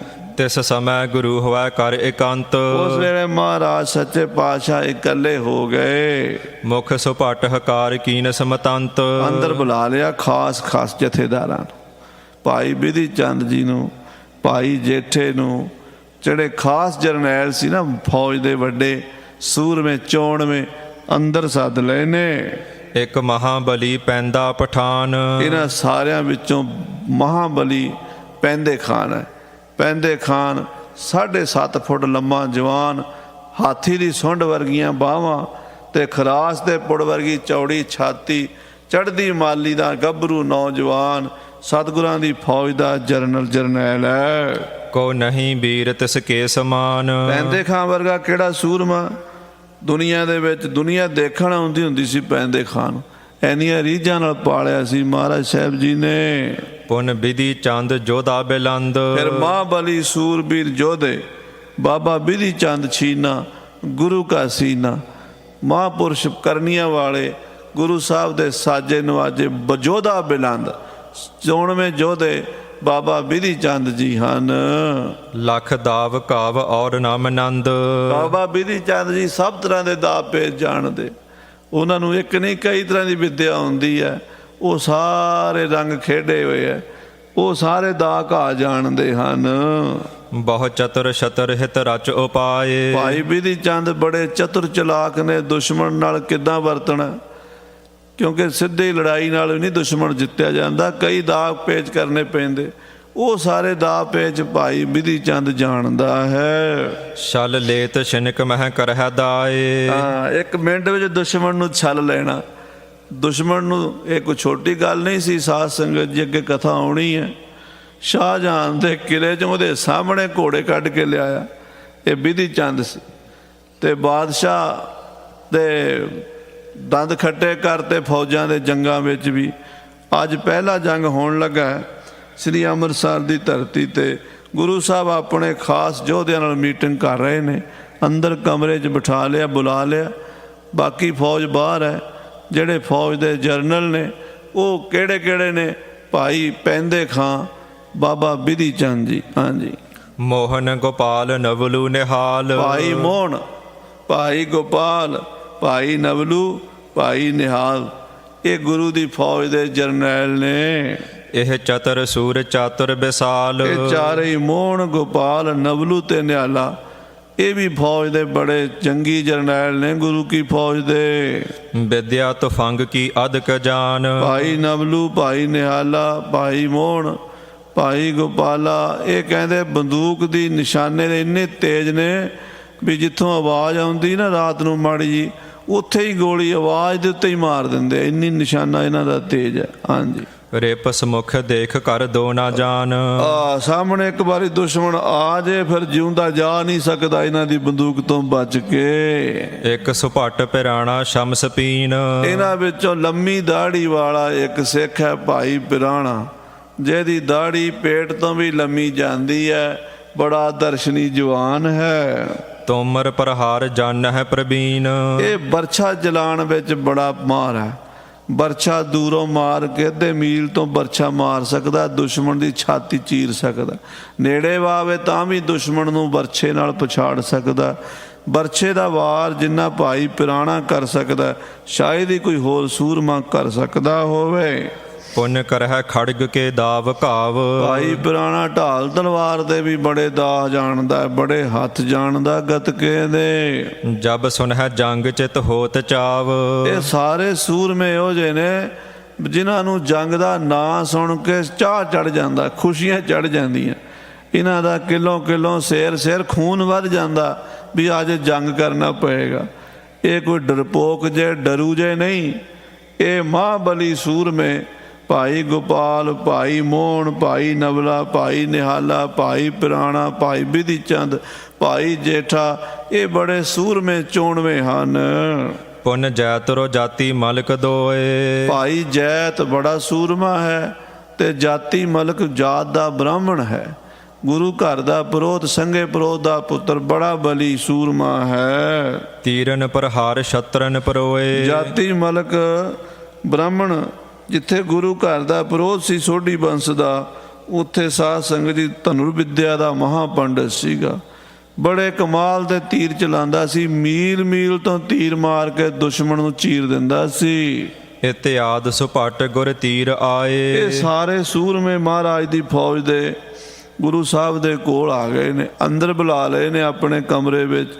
ਇਕਾਂਤ ਵਿੱਚ ਮੀਟਿੰਗ ਹੋ ਰਹੀ, ਸਤਿਗੁਰੂ ਜੰਗ ਦੀ ਕਿੱਦਾਂ ਤਰਤੀਬ ਕਰਨੀ ਹੈ, ਕਿਵੇਂ ਦੁਸ਼ਮਣ ਨੂੰ ਸ਼ਿਕਸਤ ਦੇਣੀ ਹੈ, ਕਿਵੇਂ ਫੌਜ ਨੂੰ ਆਪਣੀ ਨੂੰ ਬਚਾਉਣਾ ਹੈ ਤੇ ਦੁਸ਼ਮਣ ਦੇ ਦੰਦ ਖੱਟੇ ਕਰਨੇ ਹੈ। ਪਰ ਅਰੋਹ ਥਿਤ ਕਿਤਕ ਥਾਏ। ਬਾਕੀ ਫੌਜਾਂ ਘੋੜਿਆਂ ਤੇ ਸਵਾਰ ਹੋ ਕੇ ਖੜੀਆਂ ਨੇ, ਜੰਗ ਦੀ ਮਹਾਰਾਜ ਆਗਿਆ ਉਡੀਕ ਰਹੀਆਂ ਨੇ। ਤੋੜੇ ਤੁਖਾਏ ਬਨ ਸਾਵਧਾਨ। ਬੰਦੂਕਾਂ ਦੇ ਤੋੜੇ ਤੁਖਾਏ ਹੋਏ ਨੇ, ਪੂਰੀ ਤਰ੍ਹਾਂ ਤਿਆਰੀ ਹੈ। ਇਸ਼ਾਰਾ ਹੋਣ ਦੀ ਦੇਰ ਹੈ, ਪਰਲੋ ਲਿਆ ਦੇਣਗੇ। ਵਿੱਚ ਤੁਪਕ ਬਰੂਦ ਗੁਲਕਾਂ ਠੁਖਾਨ। ਬਰੂਦ ਦੀਆਂ ਥੈਲੀਆਂ ਪਾ ਪਾ ਕੇ ਬੰਦੂਕਾਂ ਦੇ ਵਿੱਚ ਗੋਲੀਆਂ ਠੋਕ ਰਹੇ ਨੇ ਗਜਾਂ ਦੇ ਨਾਲ ਸੂਰਮੇ। ਪਟ ਕਿਤਕ ਦੋ ਗਲਕਾਂ ਵਿੱਚ ਪਾਏ। ਕਿਸੇ ਨੇ 2 ਗੋਲੀਆਂ ਵਾਲੀ ਬੰਦੂਕ ਫੜੀ ਹੈ, ਕਿਸੇ ਨੇ 1 ਨਾਲੀ ਹੈ। ਦੁਨਾਲੀ ਤੇ 1 ਨਾਲ ਦੇ ਵਿੱਚ ਪਾ ਪਾ ਕੇ ਗੋਲੀਆਂ ਠੋਕੀਆਂ, ਤਿਆਰ ਕੀਤੀਆਂ ਬੰਦੂਕਾਂ। ਕਰ ਰਾਖ ਤਿਆਰ ਹੱਥਨ ਉਠਾਏ। ਤਿਆਰ ਕਰਕੇ ਰੱਖੀਆਂ, ਹੱਥਾਂ 'ਚ ਚੁੱਕੀਆਂ ਹੋਈਆਂ ਬੰਦੂਕਾਂ। ਚੌਪਈ ਨਿਜ ਸੈਨਾਪਤ ਸਤਿਗੁਰ ਹੇਰੇ। ਮਹਾਰਾਜ ਨੇ ਆਪਣੀ ਫੌਜ ਦੇ ਜਰਨਲਾਂ ਵੱਲ ਵੇਖਿਆ, ਜਰਨੈਲਾਂ ਵੱਲ। ਸੈਨਾਪਤੀ ਬਿਧੀ ਚੰਦ, ਸੈਨਾਪਤੀ ਪੈਂਦੇ ਖਾਨ, ਸੈਨਾਪਤੀ ਭਾਈ ਮੋਹਨ, ਭਾਈ ਗੋਪਾਲ, ਭਾਈ ਨਵਲਾ, ਭਾਈ ਪੁਰਾਣਾ, ਸਾਰਿਆਂ ਵੱਲ ਮਹਾਰਾਜ ਨਿਗਾਹ ਮਾਰੀ। 6ਵੇਂ ਪਾਤਸ਼ਾਹ ਜੀ ਨੇ ਸਾਰਿਆਂ ਦੇ ਚਿਹਰੇ ਪੜ੍ਹੇ ਹਨ ਵੀ ਕਿਸੇ ਦੇ ਚਿਹਰੇ ਤੇ ਢਹਿੰਦੀ ਕਲਾ ਤਾਂ ਨਹੀਂ, ਸਾਰਿਆਂ ਦੇ ਅੰਦਰ ਉਤਸ਼ਾਹ ਹੈ। ਕਿਹੜੇ ਬਚਨ ਕਰਦੇ ਨੇ, ਕੀ ਕੀ ਸਲਾਹ ਦਿੰਦੇ, ਗੁਰੂ ਸਾਹਿਬ ਸਾਰਿਆਂ ਦੇ ਉੱਤੇ ਇੱਕ ਦ੍ਰਿਸ਼ਟੀ ਪਾਈ ਹੈ। ਸਾਦਰ ਕਰੇ ਬਿਠਾਵਨ ਨੇਰੇ। ਬੜੇ ਸਨਮਾਨ ਨਾਲ ਬਿਠਾਇਆ ਯੋਧਿਆਂ ਨੂੰ, ਕਿਉਂਕਿ ਸਨਮਾਨ ਦੇਣਾ ਯੋਧਿਆਂ ਨੂੰ ਇਹ ਪੁਰਾਤਨ ਪਰੰਪਰਾ ਚੱਲੀ ਆ ਰਹੀ ਹੈ। ਮਹਾਰਾਜ ਆਪਣੇ ਸੂਰਮਿਆਂ ਨੂੰ ਆਓ ਜੀ, ਬੈਠੋ ਜੀ, ਸਤਿਕਾਰ ਦੇ ਨਾਲ ਬਿਠਾਏ ਨੇ ਸਾਰੇ ਯੋਧੇ। ਹਾਂਜੀ। ਸਭ ਸੋ ਕਹਿਓ ਕਰੈ ਮਤ ਕੌਣ। ਤੇ ਸਾਰਿਆਂ ਨੂੰ ਮਹਾਰਾਜ ਕਹਿੰਦੇ ਨੇ, ਭਾਈ ਸੂਰਮਿਓ, जब आप की ओद निदान बने अत ही रण में तब जूझ मरो। समा आ गया युद्ध दा, हुण नगारे चोभां ਵੱਜ ਗਈਆਂ ਨੇ, जंग शुरू हो गया। दसो हुण तुहाडी की विचार है। ਲਰਨ ਭਲੋ ਨਹਿ ਅੰਤਰ ਭਉਨ। ਆਪਾਂ जंग ਦਾ मैदान ਬਾਹਰ ਬਣਾਇਆ, ਅੰਦਰ ਵੜ ਕੇ ਨਹੀਂ ਲੜਨਾ ਚੰਗਾ, ਕਿਉਂਕਿ ਸ੍ਰੀ ਹਰਿਮੰਦਰ ਸਾਹਿਬ ਦੇ ਨੇੜੇ ਜੇ ਦੁਸ਼ਮਣ ਆ ਗਿਆ, ਦਰਬਾਰ ਸਾਹਿਬ ਦੀ ਬੇਅਦਬੀ ਹੋਈ, ਉਹ ਮਾੜੀ ਗੱਲ ਹੈ। ਆਪਾਂ ਬਾਹਰ ਜਾ ਕੇ ਦੁਸ਼ਮਣ ਨਾਲ ਲੜੀਏ। ਪੁਰ ਕੋ ਤਿਆਗ ਚਲਹਿ ਅਬ ਬਾਹਰ। ਮਹਾਰਾਜ ਕਹਿੰਦੇ ਖਾਲਸਾ ਜੀ, ਗੁਰੂ ਕੇ ਸਿੱਖੋ, ਸ੍ਰੀ ਦਰਬਾਰ ਸਾਹਿਬ ਦੀ ਬੇਅਦਬੀ ਨਹੀਂ ਹੋਣੀ ਚਾਹੀਦੀ। ਆਪਾਂ ਨਗਰ ਤੋਂ ਬਾਹਰ ਨਿਕਲੀਏ ਤੇ ਦੁਸ਼ਮਣ ਦੇ ਨਾਲ ਦੋ ਦੋ ਹੱਥ ਕਰੀਏ। ਥਿਰ ਹੈ ਹੇਰ ਮੈਦਾਨ ਸੁਠਾਹਰ। ਕਹਿੰਦੇ ਬਾਹਰ ਮੈਦਾਨੇ ਜੰਗ ਕਿਲਾ ਲੋਹਗੜ੍ਹ ਵਿੱਚ, ਉੱਥੇ ਮੋਰਚੇ ਬੰਦੀ ਕੋਈ ਹੈ, ਉੱਥੋਂ ਅੱਗੇ ਦੁਸ਼ਮਣ ਨੂੰ ਨਾ ਵਧਣ ਦਈਏ। ਰਾਤ ਅੰਧੇਰੀ ਸੂਝਤ ਨਾਹੀ। ਕਿਉਂਕਿ ਹਨੇਰਾ ਬਹੁਤ ਪਿਆ ਹੋਇਆ, ਹਨੇਰੀ ਰਾਤ ਹੈ, ਇਸ ਵੇਲੇ ਕੁਝ ਸੁੱਝਦਾ ਨਹੀਂ, ਕੁਝ ਦਿਸਦਾ ਨਹੀਂ। ਇੱਕ ਹਨੇਰੀ ਰਾਤ ਹੈ, ਦੂਜਾ ਦੁਸ਼ਮਣ ਦੀ ਫੌਜ ਇੱਕਦਮ ਆਈ ਹੈ ਘੋੜਿਆਂ ਤੇ, 7000 ਘੋੜੇ, ਉਹਨਾਂ ਦੇ ਪੈਰਾਂ ਨਾਲ ਧਰਤੀ ਉੱਡ ਕੇ ਅਸਮਾਨ ਨੂੰ ਚੜ੍ਹ ਗਈ ਹੈ, ਜਿਹਦੇ ਕਰਕੇ ਕੁਝ ਦਿਸ ਨਹੀਂ ਰਿਹਾ। ਆਨ ਪ੍ਰਵੇਸ਼ ਹਰਿਪ ਘਰ ਮਾਹੀ। ਕਿਤੇ ਇਹ ਨਾ ਹੋਵੇ ਦੁਸ਼ਮਣ ਸਾਡੇ ਘਰਾਂ ਜਾ ਵੜੇ, ਸਾਡੇ ਘਰਾਂ ਵਿੱਚ ਵੜ ਕੇ ਸੰਗਤਾਂ ਦਾ ਨੁਕਸਾਨ ਕਰੇ, ਸ੍ਰੀ ਦਰਬਾਰ ਸਾਹਿਬ ਜੀ ਦੀ ਬੇਅਦਬੀ ਕਰੇ। ਆਪਣੋ ਪਰ ਕਾ ਲਖਿਓ ਨਾ ਜਾਈ। ਕਿਉਂਕਿ ਹਨੇਰੇ ਵਿੱਚ ਆਪਣੇ ਬਗਾਨੇ ਦਾ ਪਤਾ ਨਹੀਂ ਲੱਗ ਰਿਹਾ, ਆਪਣਾ ਕੌਣ ਹੈ, ਦੂਜਾ ਕੌਣ ਹੈ, ਸਿਪਾਹੀ। ਕਿਤੇ ਇਹ ਨਾ ਹੋਵੇ ਆਪਣੇ ਸਿੱਖ ਆਪਸ ਲੜ ਪੈਣ, ਆਪਣਾ ਕੋਈ ਨੁਕਸਾਨ ਹੋ ਜਾਵੇ। ਆਪਾਂ ਬੜੀ ਸੁਚੇਤੀ ਨਾਲ, ਸਾਵਧਾਨੀ ਨਾਲ ਲੜਨਾ ਹੈ। ਆਪਸ ਵਿਖੈ ਘਾਵ ਤਨ ਘਾਈ। ਆਪਸ ਵਿੱਚ ਨਾ ਮਰ ਜਾਣ ਸੂਰਮੇ। ਦੂਰ ਦੂਰ ਜੋਦਾ ਘਿਰ ਜਾਏ। ਸੂਰਮੇ ਕਿਤੇ ਇਹ ਨਾ ਹੋਣ ਵੀ ਆਪਣੇ ਦੂਰ ਦੂਰ ਘਿਰ ਜਾਣ, ਆਪਣੀ ਫੌਜ ਖਿੰਡ ਜਾਵੇ। ਉਹ ਦੁਸ਼ਮਣ ਦੀ ਫੌਜ ਜ਼ਿਆਦਾ ਹੈ, ਆਪਣੀ ਫੌਜ ਉਹਨਾਂ ਦੇ ਸਾਹਮਣੇ ਆਟੇ 'ਚ ਲੂਣ ਦੇ ਬਰਾਬਰ ਹੈ, ਥੋੜ੍ਹੀ ਹੈ। ਇਹ ਨਾ ਹੋਵੇ ਵੀ ਆਪਾਂ ਆਪਸ 'ਚ ਦੂਰ ਹੋ ਜਾਈਏ, ਵਿੱਚ ਦੁਸ਼ਮਣ ਸਾਨੂੰ ਵੱਖਰੇ ਵੱਖਰੇ ਘੇਰ ਕੇ ਮਾਰ ਦੇਵੇ। ਇਹਨਾਂ ਸਾਰੀਆਂ ਗੱਲਾਂ ਦਾ ਖਿਆਲ ਰੱਖਣਾ ਪੈਂਦਾ। ਜੰਗ ਸਾਧ ਸੰਗਤ ਜੀ ਨਾ ਲੈਣਾ ਸੌਖਾ ਹੈ। 10ਵੇਂ ਪਾਤਸ਼ਾਹ ਨੇ ਲਿਖਿਆ ਚੰਡੀ ਚਰਿੱਤਰ ਵਿੱਚ, ਕ੍ਰਿਸ਼ਨਾ ਅਵਤਾਰ ਵਿੱਚ, ਕਹਿੰਦੇ ਨੇ ਯੁੱਧ ਕੀ ਬਾਤ ਬੁਰੀ ਸਭ ਤੇ। ਦੁਨੀਆ 'ਚ ਸਭ ਤੋਂ ਔਖੀ ਖੇਡ ਜੰਗ ਦੀ ਹੁੰਦੀ ਹੈ, ਸੋ ਇਹ ਕੋਈ ਸੌਖਾ ਕੰਮ ਨਹੀਂ ਹੁੰਦਾ। ਹਾਂਜੀ। ਤਬ ਲੜ ਬੇਕੋ ਹਵੈ ਨਾ ਉਪਾਏ। ਜੇ ਅਸੀਂ ਵੱਖਰੇ ਵੱਖਰੇ ਘਿਰ ਗਏ ਤਾਂ ਵੀ ਲੜਾਈ ਦਾ ਕੋਈ ਉਪਾਅ ਨਹੀਂ ਹੋਣਾ। ਦੁਸ਼ਮਣ ਸਾਡੇ ਘਰਾਂ 'ਚ ਵੜ ਗਿਆ, ਸਾਡਾ ਨੁਕਸਾਨ ਕਰ ਗਿਆ, ਤਾਂ ਵੀ ਕੋਈ ਹੀਲਾ ਨਹੀਂ ਹੋਣਾ। ਆਪਾਂ ਸਾਰੀਆਂ ਗੱਲਾਂ ਸੋਚ ਕੇ ਦੁਸ਼ਮਣ ਦਾ ਮੁਕਾਬਲਾ ਕਰੀਏ। 6ਵੇਂ ਪਾਤਸ਼ਾਹ ਕਹਿੰਦੇ ਆ, ਪੁਰ ਮਹਿ ਲਰਨ ਦੋਸ਼ ਸਮਦਾਈ। ਮਹਾਰਾਜ ਕਹਿੰਦੇ ਸ੍ਰੀ ਅੰਮ੍ਰਿਤਸਰ ਦੇ ਵਿੱਚ ਰਹਿ ਕੇ ਲੜਨਾ ਬੜਾ ਨੁਕਸਾਨਦਾਇਕ ਹੋਵੇਗਾ। ਹਮਰੋ ਮਤ ਹੋਵੈ ਬਹਿਰ ਲੜਾਈ। ਸਾਡੀ ਵਿਚਾਰ ਹੈ ਆਪਾਂ ਬਾਹਰ ਨਿਕਲ ਕੇ ਲੜੀਏ, ਸ੍ਰੀ ਦਰਬਾਰ ਸਾਹਿਬ ਹਰਿਮੰਦਰ ਸਾਹਿਬ ਦੀ ਬੇਅਦਬੀ ਨਾ ਹੋਣ ਦਈਏ। ਚੜੇ ਹੈਨ ਪਰ ਰਿਪਗਨ ਮਾਰੈ। ਔਰ ਦੁਸ਼ਮਣ ਦੇ ਨਾਲ ਦੋ ਦੋ ਹੱਥ ਕਰੀਏ, ਘੋੜਿਆਂ ਤੇ ਸਵਾਰ ਹੋ ਕੇ ਵੈਰੀ ਨੂੰ ਮਾਰੀਏ। ਕਰਹਿ ਜੰਗ ਅਰ ਰਹਿ ਕਿਨਾਰੈ। ਔਰ ਦੁਸ਼ਮਣ ਨੂੰ ਇਸ ਤਰੀਕੇ ਨਾਲ ਮਾਰੀਏ, ਜੰਗ ਵੀ ਕਰੀਏ ਤੇ ਰਹੀਏ ਵੀ ਕਿਨਾਰੇ ਤੇ, ਦੁਸ਼ਮਣ ਦੇ ਘੇਰੇ 'ਚ ਵੀ ਨਾ ਆਈਏ। ਜੇ ਨਿਕਲਣਾ ਪਵੇ ਤੇ ਦੂਰ ਨਿਕਲ ਜਾਈਏ, ਫਿਰ ਹਰੌਲ ਹੱਲਾ ਕਰਕੇ ਫਿਰ ਪੈ ਜਾਈਏ। ਹਾਂਜੀ। ਪੈਂਦੇ ਖਾਨ ਭਨੀ ਇਹ ਆਛੇ। ਗੁਰੂ ਸਾਹਿਬ ਦਾ ਬਚਨ ਸੁਣ ਕੇ ਪੈਂਦੇ ਖਾਂ ਕਹਿਣ ਲੱਗਾ, ਹਾਂ ਗੁਰੂ ਜੀ ਇਹ ਗੱਲ ਠੀਕ ਹੈ। ਜੋ ਮਸਲਤ ਰਾਵਰ ਚਿਤ ਬਾਂਛੇ। ਇਹ ਪਿਤਾ ਜੀ ਜੋ ਤੁਸੀਂ ਕਹਿੰਦੇ ਹੋ ਨਾ, ਉਹ ਗੱਲ ਸਾਨੂੰ ਵੀ ਜਚਦੀ ਹੈ। ਤਉ ਵਿਚਾਰੋ ਨਿਜ ਪਰਿਵਾਰ। ਫਿਰ ਵੀ ਪਿਤਾ ਜੀ ਇੱਕ ਬੇਨਤੀ ਹੈ ਵੀ ਆਪਣੇ ਪਰਿਵਾਰ ਬਾਰੇ ਸੋਚੀਏ। ਇਸ ਕੀ ਰਸ਼ਿਆ ਬਨਹਿ ਉਦਾਰ। ਸਭ ਤੋਂ ਪਹਿਲਾਂ ਬੀਬੀਆਂ ਤੇ ਬੱਚਿਆਂ ਦੀ ਜਿਹੜੀ ਹੈ ਨਾ ਰੱਖਿਆ, ਉਹ ਜ਼ਰੂਰੀ ਹੈ। ਇਹਨਾਂ ਨੂੰ ਆਪਾਂ ਬਚਾਈਏ। ਇਨਹਿ ਨਿਕਾਸੋ ਕਰੋ ਅਗਾਰੀ। ਮਹਾਰਾਜ ਪਹਿਲਾਂ ਮਾਤਾ ਜੀ ਹੋਰਾਂ ਨੂੰ ਤੇ ਸਾਡੀ ਭੈਣ ਵੀਰੋ ਨੂੰ ਅਤੇ ਬਾਕੀ ਪਰਿਵਾਰ ਦੇ ਜੀਆਂ ਨੂੰ ਇੱਥੋਂ ਕੱਢੋ। ਸਭ ਜੋਦਾ ਗਨ ਰਹਿ ਪਿਛਾਰੀ। ਬਾਕੀ ਜੋਧੇ ਪਿੱਛੇ ਰਹਿਣ, ਮੈਂ ਵੀ ਨਾਲ ਰਵਾਂਗਾ। ਭਾਈ ਬਿਧੀ ਚੰਦ ਜੀ, ਸਾਰੇ ਅਸੀਂ ਇੱਥੇ ਰਵਾਂਗੇ, ਲੜਾਂਗੇ। ਪਰ ਮਹਾਰਾਜ ਆਪਣੇ ਪਰਿਵਾਰਾਂ ਨੂੰ ਇੱਥੋਂ ਕੱਢ ਦਈਏ ਘੇਰੇ ਵਿੱਚੋਂ। ਸਦਨ ਸਮਾਜ ਨਾ ਲਾਲਚ ਕਰੋ। ਮਹਾਰਾਜ ਬਾਕੀ ਘਰ ਦਾ ਸਾਜੋ ਸਮਾਨ ਉਹਦਾ ਲਾਲਚ ਨਾ ਕਰੀਏ, ਉਹਨਾਂ ਚੁੱਕੀ, ਹੁਣ ਚੁੱਕਣ ਦਾ ਟਾਈਮ ਨਹੀਂ। ਜੇ ਆਪਾਂ ਘਰ ਦੇ ਮੰਜੇ ਬਿਸਤਰੇ ਚੁੱਕਣ ਲੱਗੇ ਤੇ ਫਿਰ ਨਹੀਂ ਗੱਲ ਬਣਨੀ। ਬਸ ਜਾਨਾਂ ਲੈ ਕੇ ਪਰਿਵਾਰ ਦੇ ਜੀ ਇੱਥੋਂ ਨਿਕਲ ਜਾਣ, ਬੀਬੀਆਂ, ਮਾਤਾਵਾਂ, ਮਾਤਾ ਜੀ, ਮਾਤਾ ਨਾਨਕੀ ਜੀ, ਮਾਤਾ ਮਾਂ ਦੇਵੀ ਜੀ, ਮਾਤਾ ਦਮੋਦਰੀ ਜੀ, ਔਰ ਸਾਡੀ ਭੈਣ ਵੀਰੋ, ਇਸੇ ਤਰ੍ਹਾਂ ਹੋਰ ਜਿਹੜੇ ਗੁਰੂ ਘਰ ਦੇ ਬੀਬੀਆਂ, ਦਾਸੀਆਂ, ਸੇਵਾਦਾਰ, ਸ਼ਹਿਰ 'ਚ ਰਹਿਣ ਵਾਲੇ ਸਿੱਖਾਂ ਦੇ ਪਰਿਵਾਰ, ਉਹਨਾਂ ਨੂੰ ਕਹੀਏ ਵੀ ਇਸ ਘੇਰੇ 'ਚੋਂ ਦੂਰ ਨਿਕਲ ਜਾਣ।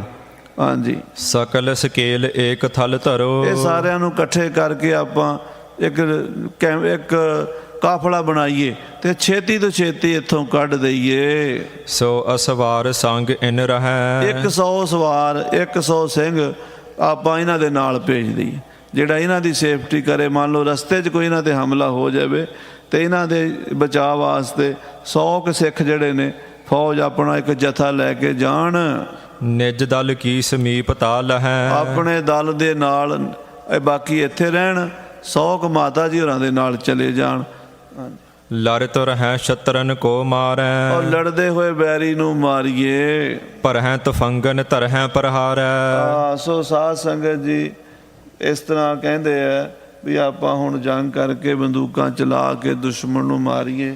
ਸੋ ਅੱਗੇ ਆਪਾਂ ਕਥਾ ਜਿਹੜੀ ਹੈ ਇੱਕ ਦੋ ਪੰਕਤੀਆਂ ਨੇ ਕਰ ਦਿੱਤੀ। ਲੜ ਤੇ ਜੇ ਆਗੈ ਪਾਛੈ ਹੱਲੈ। ਕਹਿੰਦੇ ਜੇ ਲੜਦਿਆਂ ਪਿੱਛੇ ਅੱਗੇ ਪਿੱਛੇ ਹੁੱਲਣ ਤਬ ਕੁਟੰਬ ਸੌ ਭੱਟ ਸੌ ਮਿਲੈ। ਤਾਂ ਕਹਿੰਦੇ ਫਿਰ ਪਰਿਵਾਰ ਦੀ ਸੇਫਟੀ ਨਾਲ ਆਪਾਂ ਉਧਰ ਇਹ ਲੜ ਕੇ ਉੱਥੇ ਚਲੇ ਜਾਵਾਂਗੇ ਜਿੱਥੇ ਪਰਿਵਾਰ ਜਾਏਗਾ। ਨਵਲਾ ਸੈਨਾਪਤੀ ਮਿਲਾਵੋ। ਭਾਈ ਨਵਲੇ ਨੂੰ ਸੈਨਾਪਤੀ ਬਣਾ ਕੇ ਮਾਤਾ ਜੀ ਹੋਰਾਂ ਨਾਲ ਭੇਜ ਦਈਏ। ਇਸ ਕਾਰਜ ਪਰ ਤਿਹ ਠਹਿਰਾਵੋ। ਭਾਈ ਨਵਲੇ ਨੂੰ ਭੇਜੀਏ ਨਾਲ। ਸੁਨ ਕਰ ਨੀਕੇ ਹਰ ਗੋਬਿੰਦ। ਸਤਿਗੁਰੂ ਹਰਗੋਬਿੰਦ ਸਾਹਿਬ ਜੀ ਪੈਂਦੇ ਖਾਂ ਦੀ ਗੱਲ ਸੁਣ ਕੇ ਨਵਲੇ ਕੋ ਦੇ ਕਰ ਭੱਟ ਬ੍ਰਿੰਦ। ਭਾਈ ਨਵਲੇ ਨੂੰ 100 ਸਿੱਖਾਂ ਦਾ ਜਥਾ ਦੇ ਦਿੱਤਾ। ਭੇਜਿਓ ਸਭ ਪਰਿਵਾਰ ਨਿਕਾਸਨ। ਔਰ ਸਾਰਾ ਪਰਿਵਾਰ ਇਥੋਂ ਕੱਢਣ ਲਈ ਬਈ ਸਾਰੇ ਮਾਤਾ ਜੀ, ਸਾਹਿਬਜ਼ਾਦੇ ਬੱਚੇ ਔਰ ਸ਼ਹਿਰ ਦੀਆਂ ਬੀਬੀਆਂ, ਸ਼ਹਿਰ ਦੇ ਹੋਰ ਪਰਿਵਾਰ ਜਿਹੜੇ ਨੇ ਉਹ ਸੇਫਟੀ ਨਾਲ ਝਬਾਲ ਵੱਲ ਚਲੇ ਜਾਣ। ਇਹ ਵਿਚਾਰ ਕੀਤੀ ਹੈ। ਦਿਜ ਧੀਰਜ ਕੋ ਮਨ ਹੈ ਤਰਾਸਨਾ। ਸਾਰਿਆਂ ਨੂੰ ਧੀਰਜ ਦਿੱਤੀ ਹੈ ਵੀ ਡਰਨਾ ਨਹੀਂ, ਸਭ ਠੀਕ ਹੋਵੇਗਾ। ਮਾਤਾ ਦਮੋਦਰੀ ਜੀ, ਮਾਤਾ ਨਾਨਕੀ ਜੀ, ਮਾਤਾ ਮਾਂ ਦੇਵੀ ਜੀ, ਬੀਬੀ ਬੀਰੋ ਆਦਿਕ ਨੂੰ ਇੱਥੋਂ ਤੋਰਨ ਦੀ ਸਲਾਹ ਹੋਈ। ਪਰ ਇੱਕ ਗੱਲ ਅੱਗੇ ਆਏਗੀ ਕਿ ਸਾਰੇ ਚਲੇ ਗਏ, ਬੀਬੀ ਬੀਰੋ ਵਿਚਾਰੀ ਘਰ ਰਹਿ ਗਈ। ਜਿਹਦਾ ਵਿਆਹ ਸੀ ਉਹ ਉੱਥੇ ਰਹਿ ਗਈ। ਉਹ ਸਵੇਰੇ 4 ਵਜੇ ਪਤਾ ਲੱਗਾ ਹਨੇਰੇ ਅੰਮ੍ਰਿਤ ਵੇਲੇ ਵੀ ਜਿਹਨੂੰ ਬਾਕੀ ਦੇ ਸਾਰੇ ਨੇ ਤੇ ਉਹ ਸੁੱਤੀ ਰਹਿ ਗਈ ਛੋਟੀ ਗੁੱਡੀ। ਕਿਉਂਕਿ ਬੀਬੀ ਬੀਰੋ ਦੀ ਉਮਰ ਉਦੋਂ 7-8 ਸਾਲ ਦੀ ਸੀ। ਉਹਨਾਂ ਦਿਨਾਂ 'ਚ ਛੋਟੇ ਹੁੰਦੇ ਵਿਆਹ ਕਰਦੇ ਸੀ, ਉਹ ਬੱਚੀ ਸੀ। ਤੇ ਫਿਰ ਪੈਂਦੇ ਖਾਂ ਤੇ ਭਾਈ ਬਾਬਕ ਦੁਸ਼ਮਣ ਦੇ ਘੇਰੇ 'ਚੋਂ ਜਾ ਕੇ ਬੀਬੀ ਬੀਰੋ ਨੂੰ ਲੈ ਕੇ ਆਏ ਸਨ। ਉਹ ਕਥਾ ਵੀ ਅੱਗੇ ਆਵੇਗੀ। ਸਮੇਂ ਦੇ ਲਿਹਾਜ਼ ਨਾਲ ਸਮਾਪਤੀ ਹੈ। ਹੇ ਗੋਬਿੰਦ, ਹੇ ਗੋਪਾਲ, ਹੇ